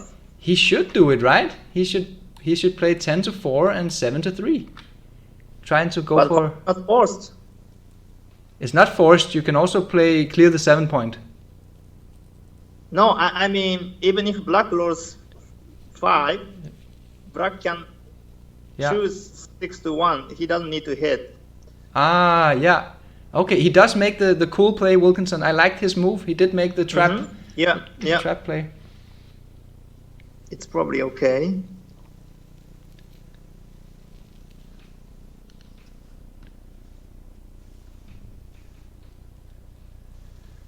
Oh, that one he would have liked to hit Kazuki. And now he needs to worry about saving the gammon. Yeah. Oof. He would have liked to run with the back checker, but he can't. Wilkinson is just going to bear off aggressively. There it is. The first checker is out. That's really important for the gammon race. And what about this one for Wilkinson? I think he should just clear from the rear because he's not trapping anything now. He still has pips to move in the outfield. That's a great double 4 for Kazuki. That's going to save him a ton of gammon, and I think the gammon is safe now. But are you going to stay one checker? Ah, okay. I mean, it's almost for free to stay with one checker. Oh, well, nothing is free. Nothing is free. No such thing as a free lunch. Good point. Yeah, I mean, probably not that bad, just running and saving the gammon. You're not gonna win this game anyway. Yeah, I like this play actually. Yeah. Avoid all the jokers like double 3, like double 2, double 1. Yeah. And the fact that Sebastian has only 40 seconds push him towards winning, saving the gammon more often, more more variable. Good point. Yeah. So the score is 5-5 and it's a double match point. There is a little bit of it's a double match point position game score.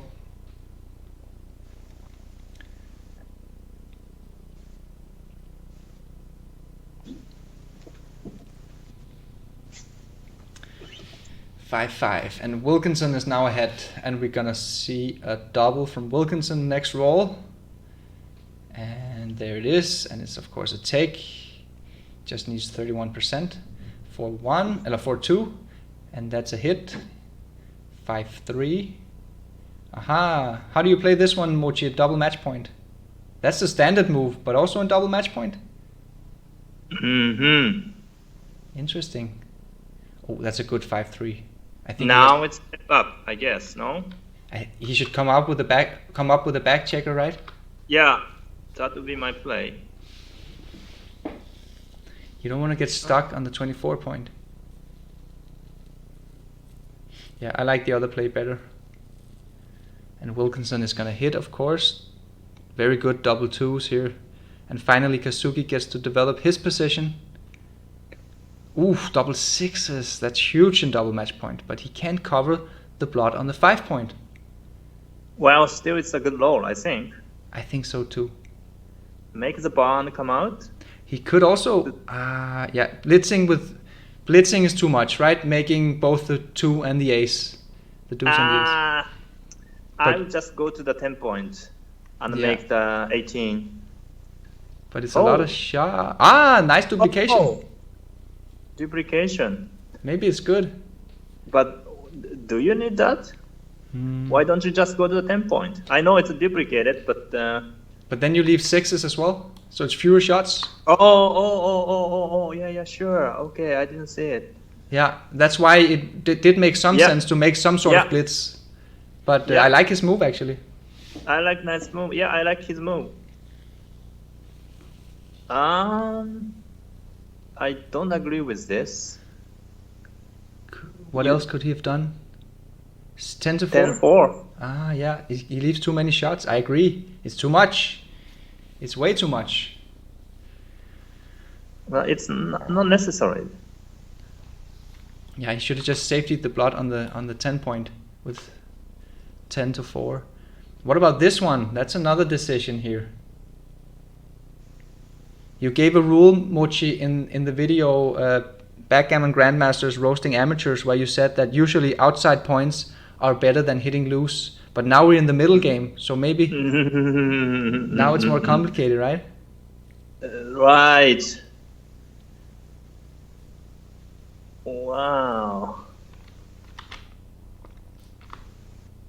He makes the 10 point. Fair enough. Ooh, 6-3. That's a good shot. Makes the 4 point in his head. Expensive fan from Kazuki, and 5-1 for Wilkinson. 13-7, yes. Ooh, that's a good shot from Kazuki. He's back in the game. 2-1. Bad roll. This is a really, really crucial game for the whole Mochi challenge here. Whoever wins this game wins a full point, and there's only a few points left to play for. And the score he has 20 seconds left. Wow, 18, 17. Okay, he plays to the 10 point. Duplicate 5 makes sense. Yes. But he has only 17 seconds. Yeah, he needs to move. Luckily, he has 15 seconds per now he's gonna think again. Make a move, Seb. 6 out for sure. Yeah, 3 is probably okay. 5-4. Okay, the 4 is gonna hit. And what about the 5? Do you come out or do you just come down with 2? come out. That's too big, It's right? either bring it in or bring it down, right? Ah, yes. Coming out is a bad idea. It's too much. Yeah, So it's 2 yeah. down or bring it in. So you're going to hit with a 4 and either bring 1 down or... It makes sense. No, I like the other way. You like to It's come in? less shots. It's a fewer shot, I guess. I don't know, actually. Yeah, it's probably close. I think I would have played Yeah. it more naturally and just come down with 2. 4-3. Haha, another decision. It does have some merits to making the loose hit here on the ace point, to break the connectivity between the back checkers and not allow him to escape with the 6s. But it's... I don't agree with you. I said it made some sense, but I didn't say Okay. that was my preferred play. I like his play as well. The race is close. You don't want to give a shot. Oof, that's huge. The double force. That's- Why he left that shot? Why Uh, he pressed it to like that? otherwise you play 4-2, which is a bit. Yeah, I think it was too much actually. He shouldn't leave that shot. Yeah. The race is too important here. Pros, right? This was even he was up. I agree. This was again a very pure play by Wilkinson, but not the right idea. You need to play safe in the mutual holding games. Wow, double 6s. Oh. Madre mia.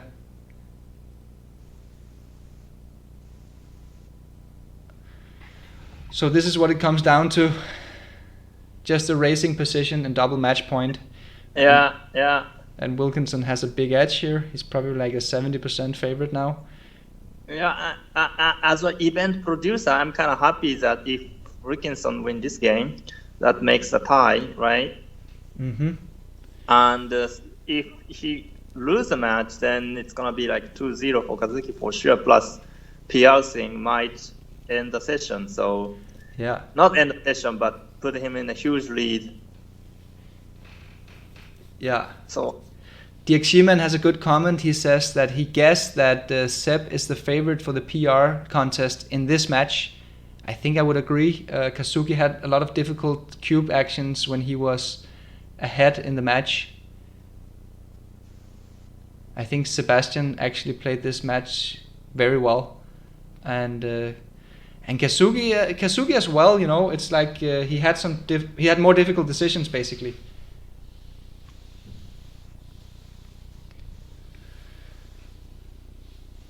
Kazuki's leading now. Wow, he's a big favorite now. Double Yeah. 2 for Wilkinson. Wow, so Kazuki's gonna. We see a smile on his face. Yeah, Wilkinson is not happy. Yeah, and there's the headphones.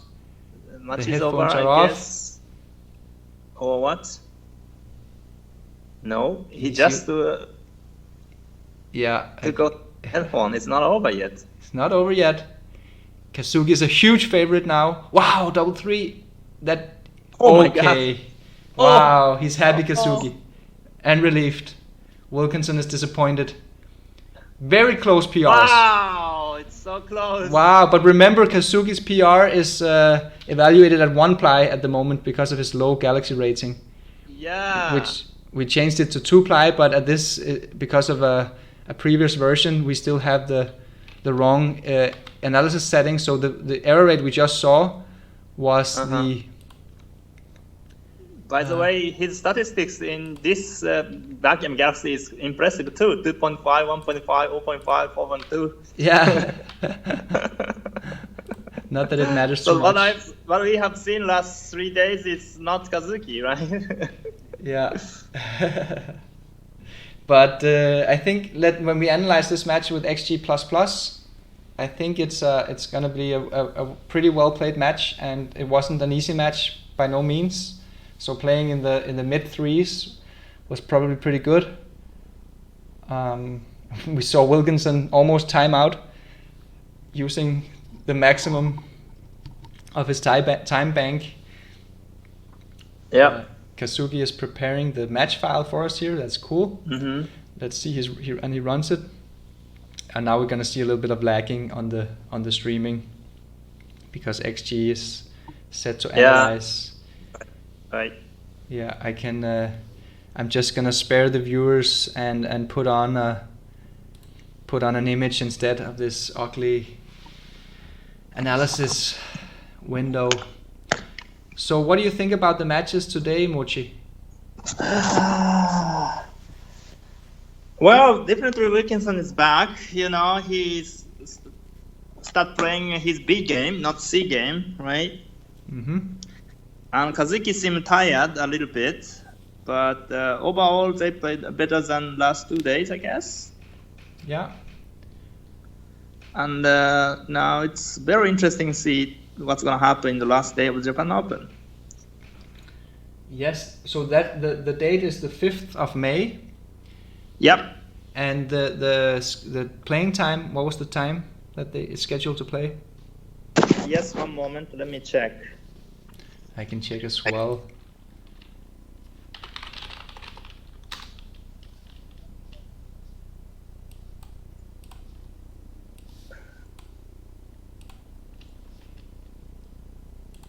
We have it here on backgammongalaxy.com/academy. You click the post and we have the schedule here. So it says that match 9 and 10 is played on the 5th of May, 15:30 Japanese time, which would make it 8:30 in the morning, Central European time. No, 1 moment. No, it starts at 12 o'clock in Japan. Really? So you changed the time? I guess so, yes.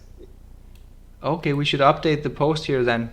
So 12 o'clock Japanese time. Oof, that's going to be difficult for the European audience because that's 5 o'clock in the morning. I'm sorry, but you know, this time can be changed, can be moved because there are another exhibition match on that day. So it depends on when they finish. So if they finish later, then I have to shift back like 30 minutes later or something. So it's really, I'm not really, I can't tell now. Okay. But schedule time is at 12 o'clock. I know it's difficult for you guys. I'm really sorry. But our schedule is really tight in Japan Open. So please understand. Yeah.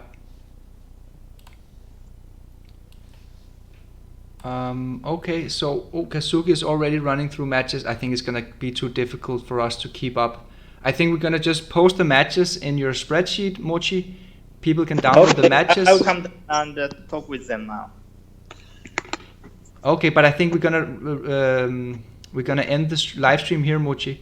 If we could just get an update on the spreadsheet before we wrap up this live stream, that would be really cool. I do. Okay, cool. And tell us Okay, see you. Bye. See you. Okay, guys, that was Super Grandmaster Mochi.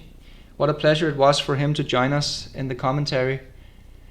And yeah, there we have it. That was the match number 7 and 8 in the Mochi Challenge. As predicted, both players stepped up today and improved their overall average of PR. They had probably quite an easier time with the game conditions, with the public pip count and generous time settings, and they didn't have this rather unfamiliar and strange clock setting to worry about.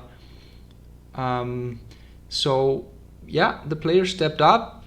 Both of them improved their average, and I think we got to see some pretty good backgammon today, actually.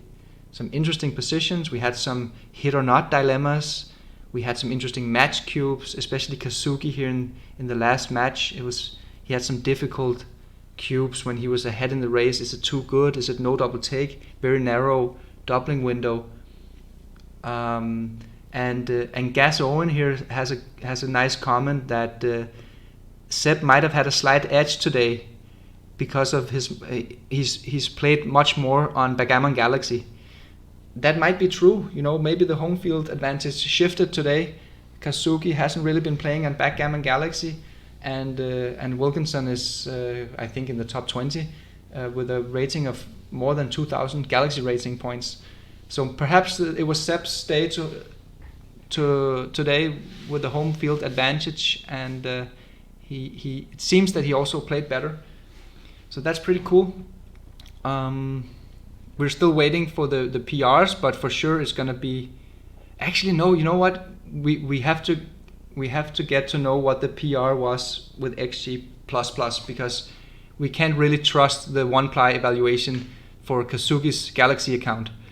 So we're still waiting actually, but according to 3-ply versus 1-ply analysis, it indicated that it was very close with the PRs, and most likely we're gonna get a PR tie, which would give Kazuki 1 point here, which would get him into a 2-point lead before we're heading into the last 2 matches. So Wilkinson has to win, not just preferably both matches, and preferably also some of the PR battles in the last 2 matches. So let's wait. We can see Mochi on the webcam now. He's giving us the final analysis as soon as he has it. He's fiddling around on his computer. I'm just gonna put this image up for the live stream. It's more pretty to look at while they are fiddling the computers to give us the final result. We get some grateful comments in the comment section. I'm very thankful for that, guys. It says great commentaries, great games. Thank you guys. Thanks Marc and Mochi. Thanks for an education. Great commentary. Thanks to Marc and Mochi. Thanks a lot, guys. I appreciate it. Thanks for sticking out. I think that you learn a lot of backgammon by watching these live streams with the XG feed and strong commentary to talk you through the games, especially if you're not really on that world-class level yet. Perhaps you're still on an advanced player level. I think that you will get a lot of insight and a lot of knowledge simply just by going through the games with the expert commentaries. Hopefully we're gonna cover the match number 9 and 10 here on Backgammon Galaxy, but I'm not completely sure because it's a very difficult time schedule. Oh, now we see the Kazuki. Kazuki's error rate increased yet again when we analyzed it in a deeper level. Okay. Yeah, so we see the final result ended up in a here at a 4.5 for Kazuki and 3.6 for Wilkinson. So Wilkinson has played a 3.1 and 3.6 today, and his average is now down to 4.64. Or has Mochi, perhaps, I think that was his average before as well. I don't think Mochi updated it. I think he's down to probably like a 4.4 now, Wilkinson. And Kazuki is gonna go up a bit. Probably not too much, but a little bit. Oh, and Mochi's live stream is off. Okay, guys, so thanks a lot for watching. Yeah, that was match number 7 and 8, and we just have two more matches to go in the Mochi challenge. And so far Kazuki is up by 2 points, and let's have a lot of good discussions going on about the positions. If you're not already a member of the Facebook group, please join. It's called the Mochi Challenge. Just search on Facebook the Mochi Challenge. The Facebook group will come up, and make sure to come in and play on Backgammon Galaxy. The more players we have, the more fun it is for everyone. So that's it for now. Thank you guys. Take care. Bye.